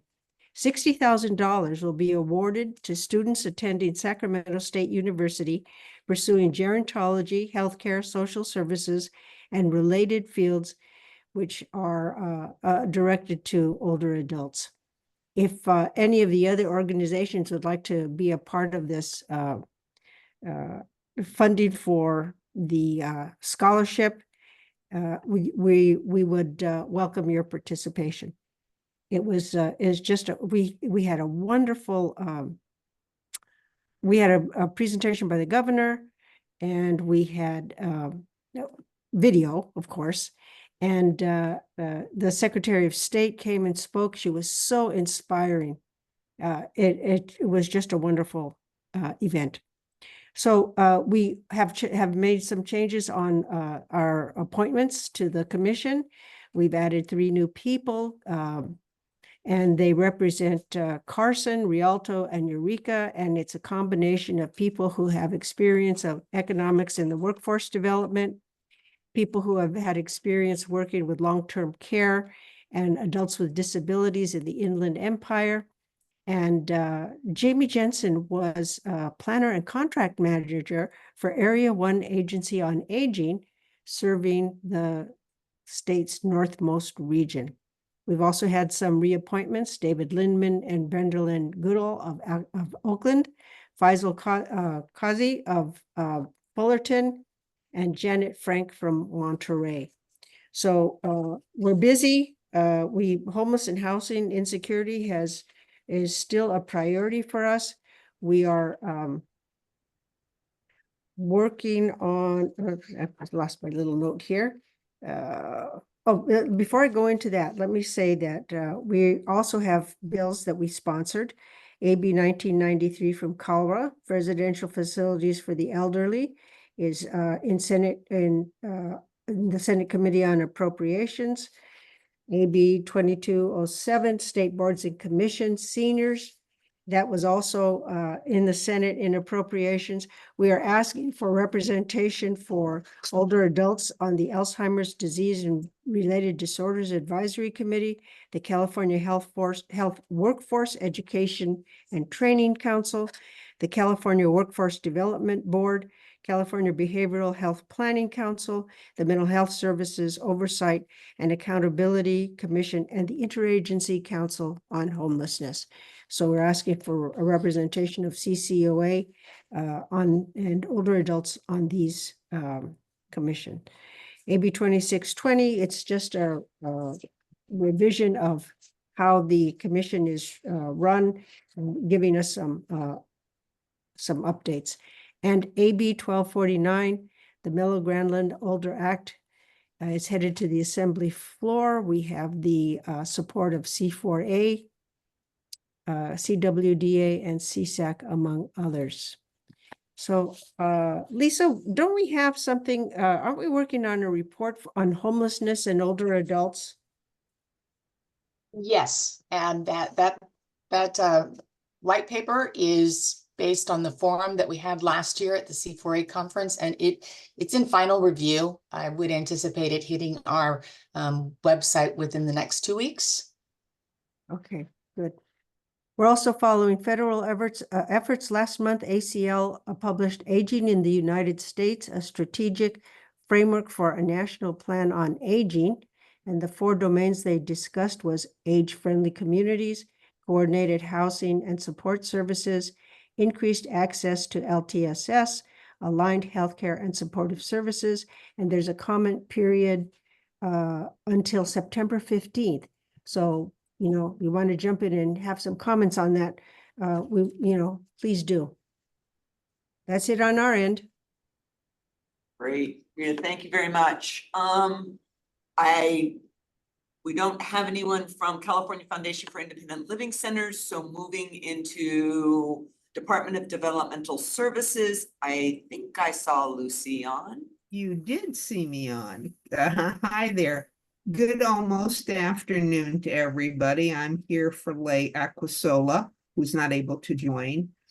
So I just have a brief update. DDS is attending the National Association of Councils on Developmental Disabilities meeting in Washington, D.C. next week, beginning July 22nd through the 24th.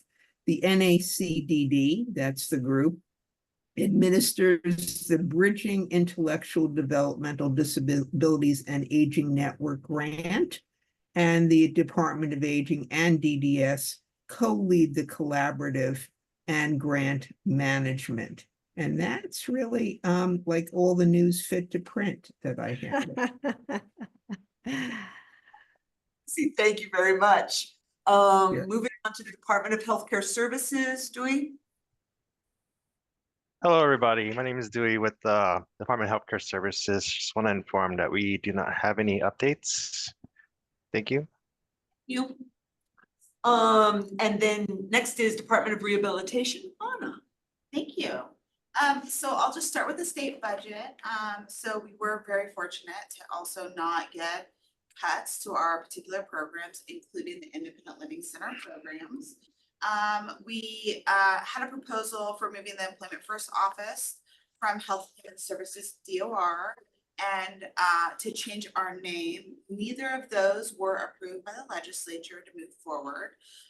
But just so you know, we will continue to work on a name change and branding for Department of Rehab.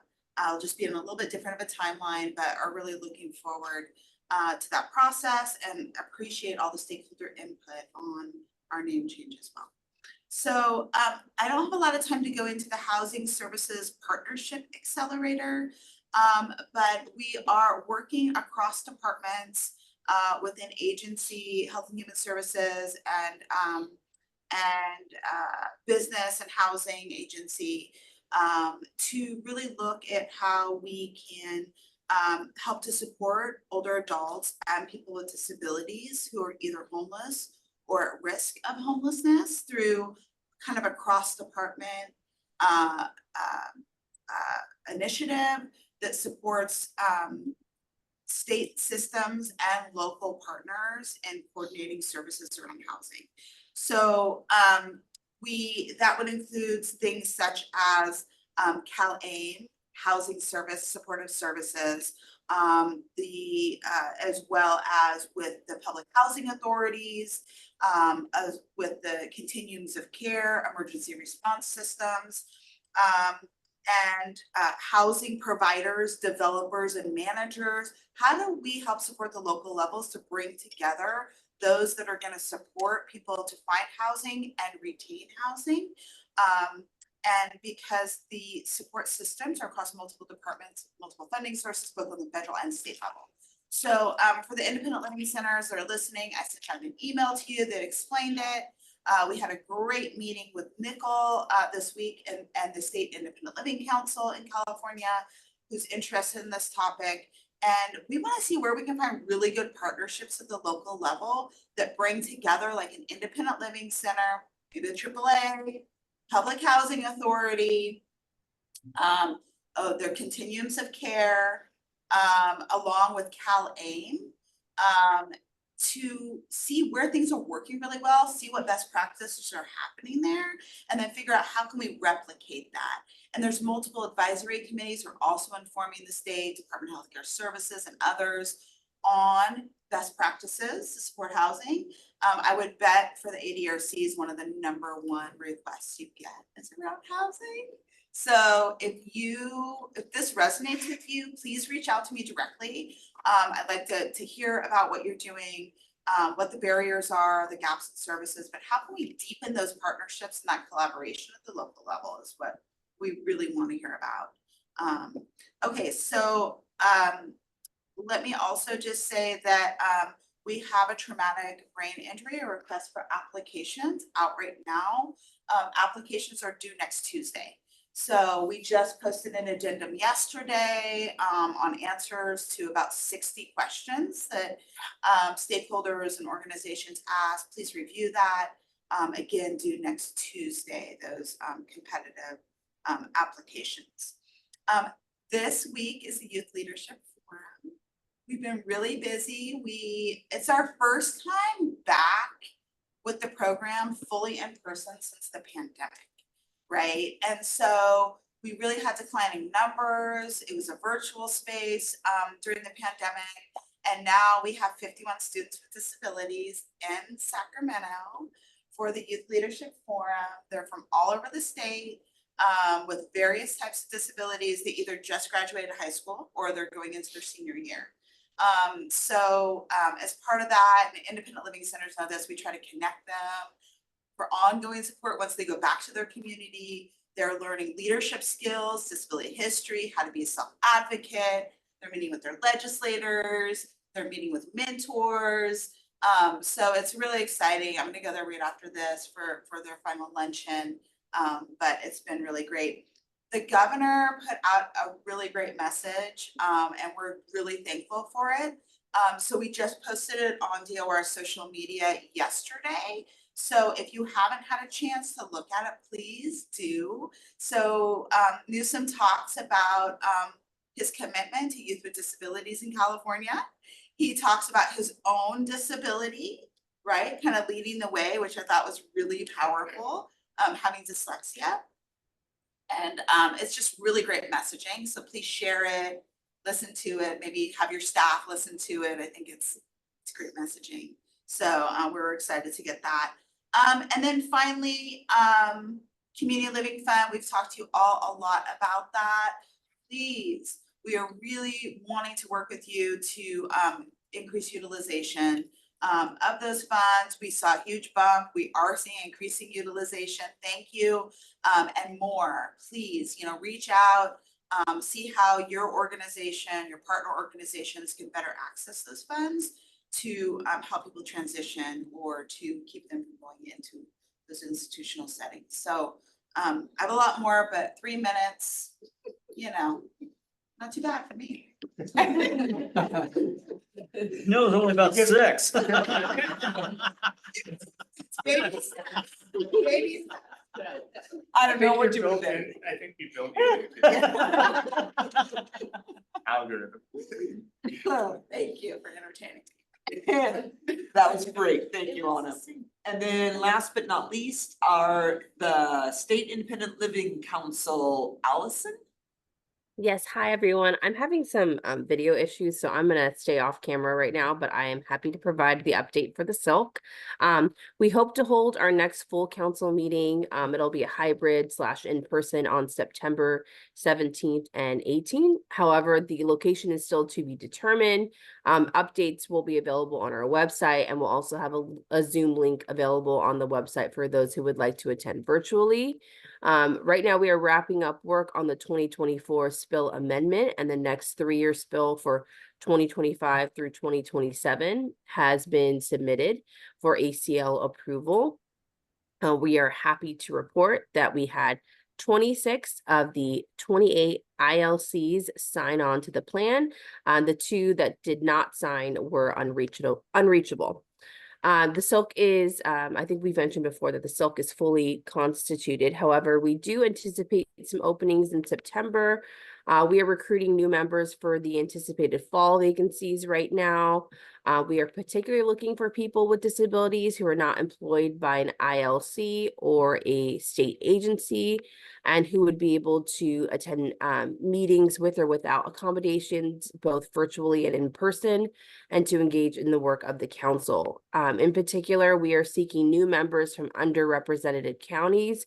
So that's Central Valley, Mountain Regions, and Northeastern portion of the state. Additionally, we are hoping that new members will continue to add diversity to the Silk. So the following groups are currently under or unrepresented on the Silk. So that's youth, defined as age 18 to 24, veterans or veteran community members, traumatic brain injury community, Native American community, residents of rural areas of California, person on the autism spectrum, and persons with mental illness.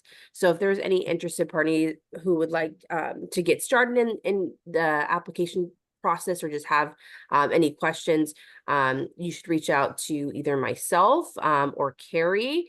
It's our first name at calsilk.ca.gov. So there's Carrie or myself, Allison, ALLISON at calsilk.ca.gov. Applicants must be 18 years or older to serve on the Silk. But that is the only update I have for you guys this afternoon. Thank you so much.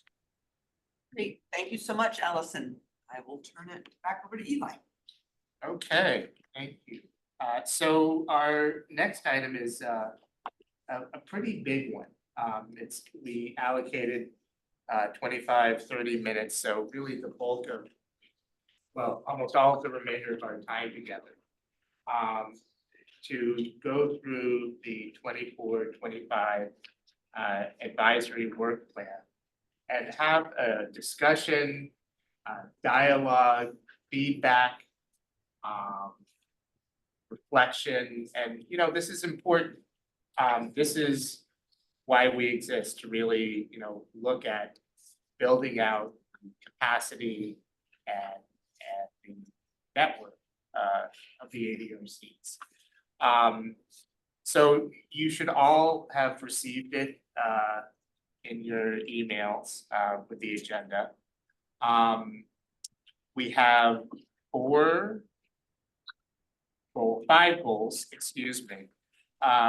And my thought, I'll read all the goals and then we'll go back and discuss each one with the objectives and kind of deliverables and thoughts from the committee members.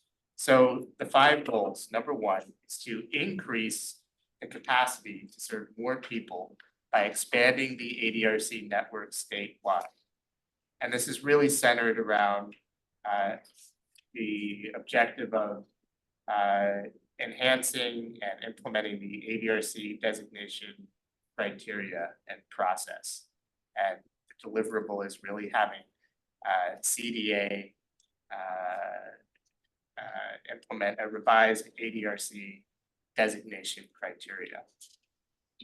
The second goal, increase public awareness of and access to ADRC services by creating one public portal. And really what we're looking to do here is update the ADRC vision, mission, and core values statements. And more deeply, view and explore the current ADRC brand. You know, is it resonating with stakeholders, and how can we increase engagement statewide?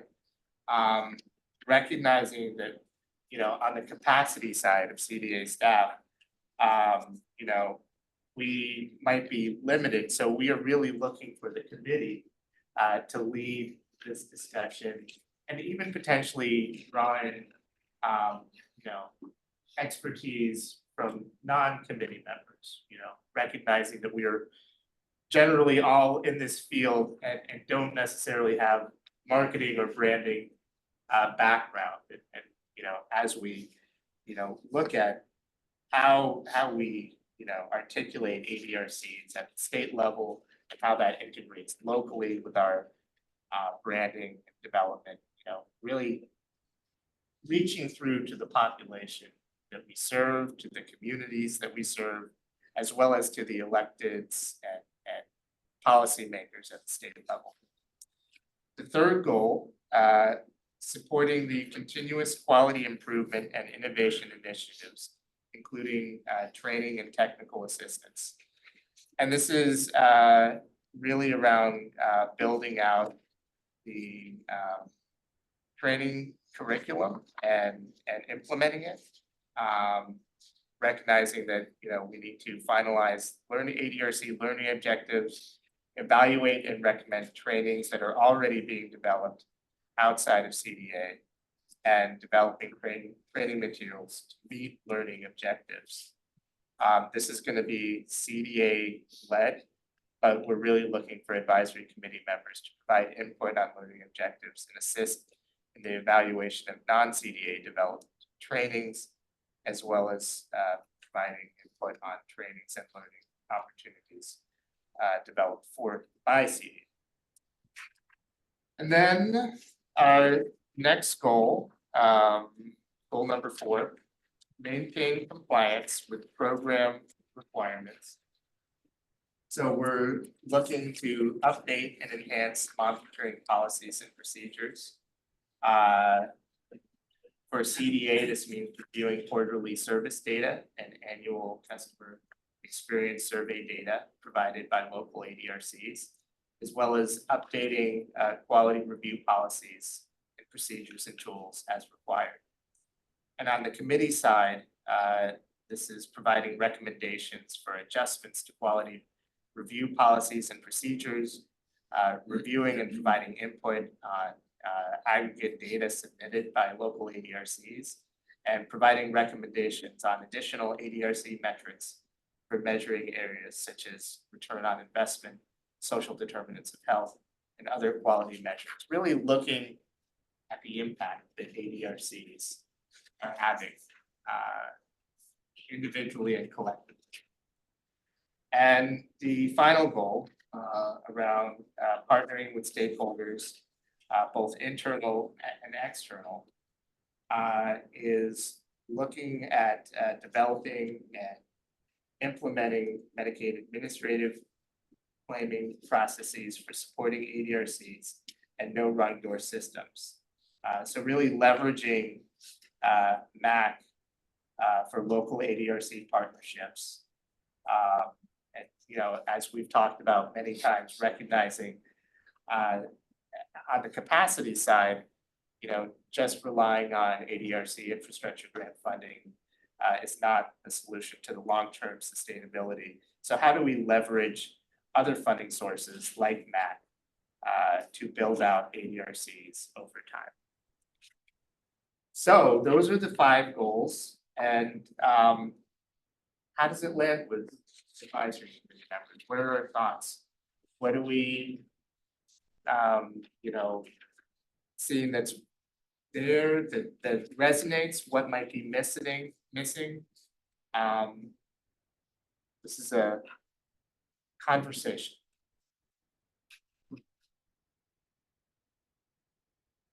Also, feel free to ask any questions. Yeah. I got one. Yeah, let me start. Goal one, excited about looking at the new designation criteria. I guess in the objectives, as it's laid out, it's a CDA deliverable, revise the designation criteria, and then the committee would review and provide, feedback. I would like to suggest, or at least open up a conversation about maybe advisory council members being more engaged upfront with CDA about the designation criteria. Who better to understand the challenges on how to implement this than existing ADRCs or those going through the process. And I've just seen it so many times where it gets pushed out and say, here, now review it. And it kind of puts you in a secondary position. And so I just think some input with CDA would be more beneficial to the process. I think it'd be more open. And I think if he could be insightful to the initial designation criteria, then we could also bring it to the committee. Outstanding. Are you volunteering yourself? Sure. Sounds good. Great. Other thoughts, comments on goal one? Oh, I'm sorry, Ramon. Yes. Well, I was on goal 5, so I don't know, should I wait until then? Sorry, I should have, since we started with goal one, go through each goal just so we at least, and we can go back. I'll sit tight. I should have mentioned that. My bad. Other input, thoughts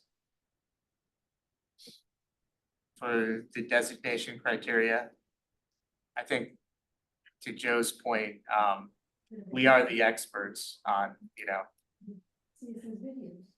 what we've learned over the last several years in our local ADRC. So providing that input from our experience is critical. Rita. Yeah, the question for me is, what is it that we have found that is causing us to think about revising? What's the why? Yeah. Would like to answer that. It's Victoria. okay. As somebody who's gone through in the past, there's a disincentive for actually becoming designated because of the paperwork. But also, I don't think it's the most reflective of the questions that they ask are not necessarily, it's more forward thinking kind of, unless it's been changed a lot. It doesn't mean that you're actually going to be a good ADRC if you answer the questions correctly. Okay. So, yeah, I think it's just having a more, thoughtful look as to really what are those elements, what are those things that have to be asked to ensure that we're meeting federal standards for designation. But also what do we need to be asking so that we can kind of get a sense as a network of other existing ADRCs, like how this entity is going to be and what kind of support they're. Okay. I would say, Victoria, I was an ADRC back in the early 2000s, and when the criteria changed, one of the things that was required was you have to have a searchable database. Well, that was in the midst of the Great Recession, and that was a $30,000 prospect, and we didn't have it, and we weren't able to be designated. And so I look, something like that, that's a barrier, and now there's a little bit of money. And so when things resolved, we, our community looked at it, we said, hey, let's go back. There's some money, we can make that happen. So I think those are things that need to be looked at so we don't make it so it's an impossible task to become an ADRC, and we should be encouraging people to adopt this philosophy. So I just have a question, since we're still on number 1, are we also looking at the redesignation? Because at one point we had to go through a redesignation. Is it just the designation or is it the redesignation criteria as well that we're looking at? Yeah, I think this is Wilson. That's part of the discussion, like how, once designated, how often we redesignate, because it's not going to be a forever designation. Just why not? We're awesome. How does CDA evaluate the ongoing? That's what it should be. I think it should be. Personally, I don't think it should be a redesignation. I think that's done at the standards, right? Meet And then, standards, yeah. like how you do AAAs, right? So we're AAA and unless we're terrible, you don't take away. So maybe just a monitoring and evaluation of our data or look at our fitness, and then maybe, you know, putting us under some kind of improvement plan if we're struggling, rather than just make all through. It is a lot of work. I think it's more work than most people think. It's a ton of work to have to put everything together. And then I feel bad for people to have to read it. And then I also wonder, is this really of value? And if I could fill out paperwork nice, pictures and all that, does that make me really a good ADRC? No. Right? That's some good points. Ramon, your hand up. Yeah, no, I did have a goal one, looking at the broader thing about, we want a bigger system. The state, as I understand it, appropriates $10 million right now for all the ADRCs. I looked up New York's, it looked to me like they appropriate $30 million and they have about half as many seniors. So like a 6-to-1 ratio there between what we spend and New York spends on ADRCs. And so I was wondering, do we have any kind of money goal? Because, we have to finance this stuff. Is there any kind of financial objective? Because we know 10 million's way too short. Feels like, so we're all looking at you, Wilson, but it feels like it's not like the state can advocate for money. I think it turns back to the associations that are involved in the work that we do to advocate for more money. Well, I'm thinking the budget process and, how much money would we need to really pay for this? Is there anybody got a number? Yes, 55 million. There you go. Victoria. So I just say that, and this is Victoria. I'm just saying that because C4A had a budget, ask/discussion. Got it with CFILC in the past. We know what it takes to actually make this a statewide network that's funded. Because right now I would say, it's not funded even with partners that are in it, that we're having to put a lot of local money into it to make it.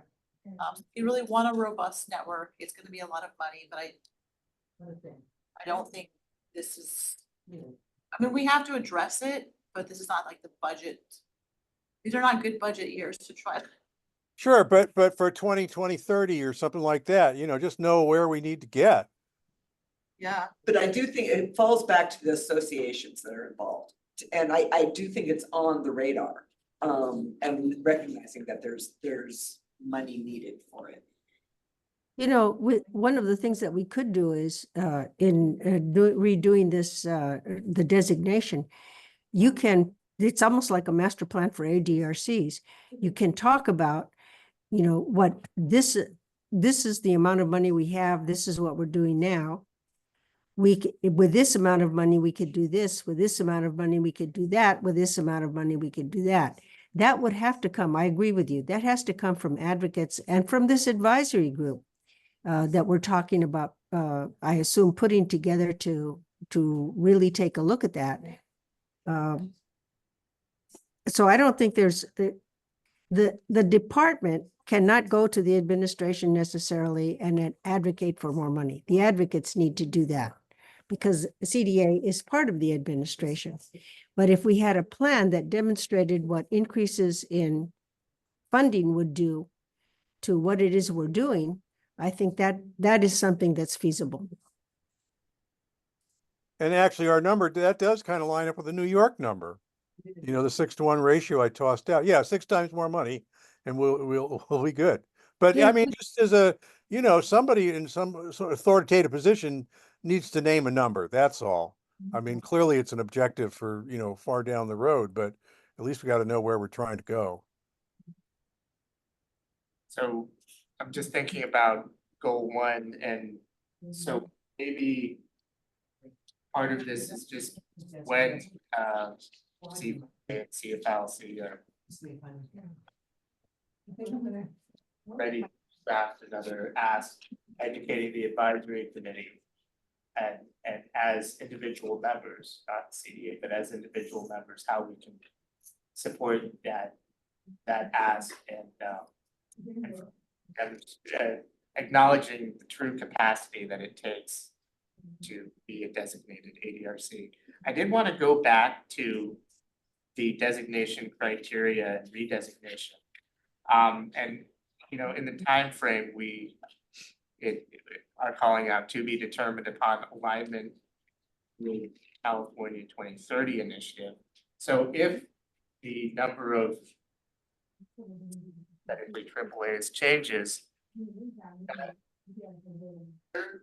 a redesignation, or how do we of ADRCs, how do we process that? It could trigger it. So But that we just- has to be part of the conversation Yeah. as we take a look at this. Yeah, we don't know what that's gonna look like yet, so. Yeah. So we just have to incorporate, to Cindy's point, incorporate it into.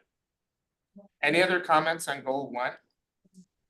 So this is Victoria again. So just addressing the comments about the funding. Could we potentially have an objective 1.2 related to that, but not necessarily have a CDA deliverable? Worded as such where it's the advisory committees, advocacy. Or would that go goal 5 where we talk partner, stakeholder, internal and external, but maybe Oh, that one's maybe. more related to funding, yeah. But I think a funding objective is good. But make it clear that we're not expecting CDAs. Yeah, but I think, I Yeah. mean, to the point of identifying, because for it, kind of what Rita was saying, these are the things that are necessary for a robust, and so this group can identify those and Mhm. then outside groups attach numbers to Okay. it. I'm supportive of that, because I just know that realistically, you're not gonna get to a statewide system with 10 million. Really? I'm coming after this, because I'll get like $5 to. So shove it in here. kind of on the next steps on this one, who would like to help build that new objective? The language, I'll help work on it. Okay, Victoria, anyone else? Sure, I'll help. Cindy? And Rita? Yep. Awesome. And I'll help. Okay, I thought I saw a hand up for a minute. I was offering support on Carol's behalf. I know but then Rita stepped up, so I didn't think I was needed to be counted twice. Always happy to ask for money. Lots of people on this call know. I always ask for money. And Isn't that the truth?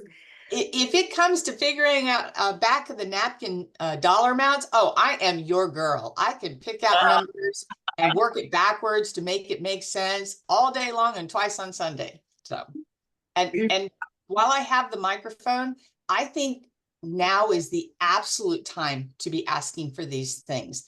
When we're in a deficit, they're paying attention to these requests, and other people are too scared to ask the questions and ask for money because they feel like, oh, now's not a right time. Well, I think it's time for us to be incredibly bold and to really push for these things, because the cost to not deal with this is so much greater to the state than what we are proposing as remedies. By the time we have money, they've heard us ask for it so much, we're at the top of the list. All right. So we have 4 minutes to cover the other goal. Looks like fodder for the next meeting. Kind of go in any order with the remaining goals, and we kind of touched on goal 5 anyways.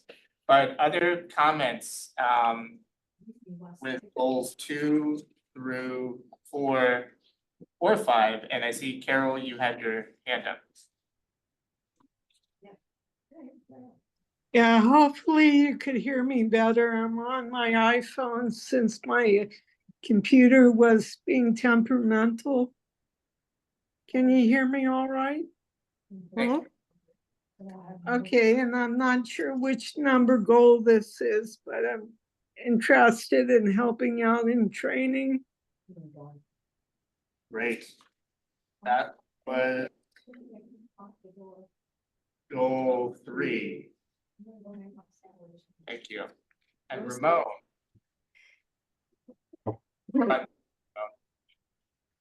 On 5, what about Medicare? You know, we should be connecting people to Medicare as well, I think.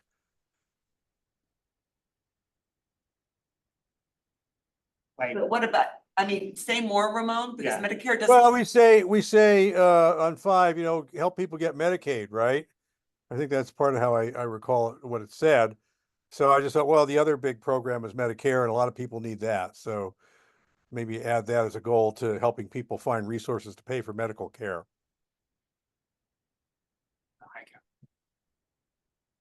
ICAP. ICAP, yeah. So, so looking at other sources like Medicare, is that what you're saying? Adding Right, that? exactly. Just, you know, the other big pot of money for medical care costs, besides Medicaid. And it's where a lot of California is going to have to go. Right. Because it won't be poor enough for Medicaid. Well, and so maybe some of this, yes, beyond, obviously there's Medicare, there's CalAIM, there's other funding sources beyond Medicaid.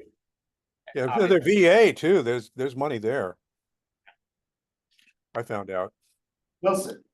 Real quickly, this is Wilson. I just want to let everyone know, kind of stay tuned on that, because our Division of Policy Research and Equity recently announced during a MPA stakeholder advisory meeting that that we are currently exploring LTSS funding. Okay. So, and one of them is Medicare funding. So stay tuned for that. I don't have any additional info. I just remember hearing that at one of the MPA stakeholder advisory meetings. Great. Hope that answers Ramon's question. So I'm realizing we have a minute left in the meeting. And we have to still go to public comment and then summary of actions and other items. So maybe we can take, do another review of the work plan, because obviously we didn't get to everything and there's a lot more to discuss. So we'll call this part 1 and take it back for a potential part 2. Is there any action we need to take in terms of beyond that? I think originally it was gonna vote for committee adoption, but it sounds like there's more to be discussed. I think so. So my question on that though is now we're meeting quarterly, starting this month. So is quarterly, do we need to have an ad hoc committee, which we've talked about in the past, to come together and take a look at this maybe? Because it just seems like 3 months into a work plan year is a long time. Yeah. Yes. So CDA for CDA staff, we can help do like a doodle poll or something like that for scheduling purposes. Yep. And then I assume we probably won't be able to find a date and time that works for everybody. So how do you, as the chairs, how do you want us to support? Just If we could do a doodle, so what does this sound like? If we could do a doodle poll and the majority of people who can attend, and maybe at least either Eli or me. And we go with that. Within like a month. I support that. Thank you. Okay. Let's move to our next item. Public comment. Any members of the public who wish to make a comment? I see no hands. God, we're 3 Summary and minutes on the way. action. I think we kind of have our action item in terms of the doodle poll to work on the work plan for committee members. Any other actions that we have? We'll provide the CRC, this is awesome, we'll provide the CRC PowerPoint as well to the committee. Great. Right, caregiver resource center. Okay, thank you. Future meeting date. And the future meeting dates, let's see, next meeting is October 18th. We will have an ad hoc meeting in between. For the October, the ad hoc meeting in between will be virtual. And then just really encourage in-person attendance. It does make for, I think the more people who are in the room become engaged, also the more people online become engaged. So I think it is, I highly recommend it. There's great places to eat afterwards, just saying. And then any committee members for agenda items. The suggestion that Anna had made earlier about trying to get together with the AAAs, the ADRCs, the ILCs, and the CRCs, I would love to explore that a little bit. And, you know, even someone mentioned it'd be at the high caps or any other in the AG network, but is there any way that we might be able to convene these groups at some point? I think the value of sitting down and talking is huge. And if we're trying to build this network, we really need to take those other AG network or disability network organizations, and we need to bring them in the fold, and we need to develop relationships. Then I think we'll get somewhere. Just hoping they're gonna show up or partner is real tough. So anyway, I'd love to suggest a discussion on that at an agenda. Is there any money to convene a meeting or any way we might be able to do this? Great, and maybe we can discuss that more in our ad hoc group as well, let's build that into the objectives. I have, Yes. sorry, one is a follow-up to the CRC presentation of once those goals and action items and what are identified, I would love to, and maybe once it's gotten into it a little more as opposed to we're done. But I would love to hear updates on that. I'm not a committee member per se, but like the Housing Services Partnership Accelerator, it got me thinking like because we really want to engage disability and aging networks. So whether it's like an executive leadership meeting or roundtable or here, kind of maybe doing a little bit more of an in-depth presentation on what it is. That's great. Yes, so build that in as kind of a focal point of the future ADRC Yeah, or advisory. one of the meetings, yeah, or not even, maybe one of the round. I don't know, we can talk about it, but something to kind of engage with Maybe both. the AAAs and the ILCs and others. Great suggestion. Okay. I think we're ready to adjourn. I think so. All right. Adios, Phil. Have a great rest of your Friday. See you in October or sooner if you're on the ad hoc committee. In fairness, Amanda, you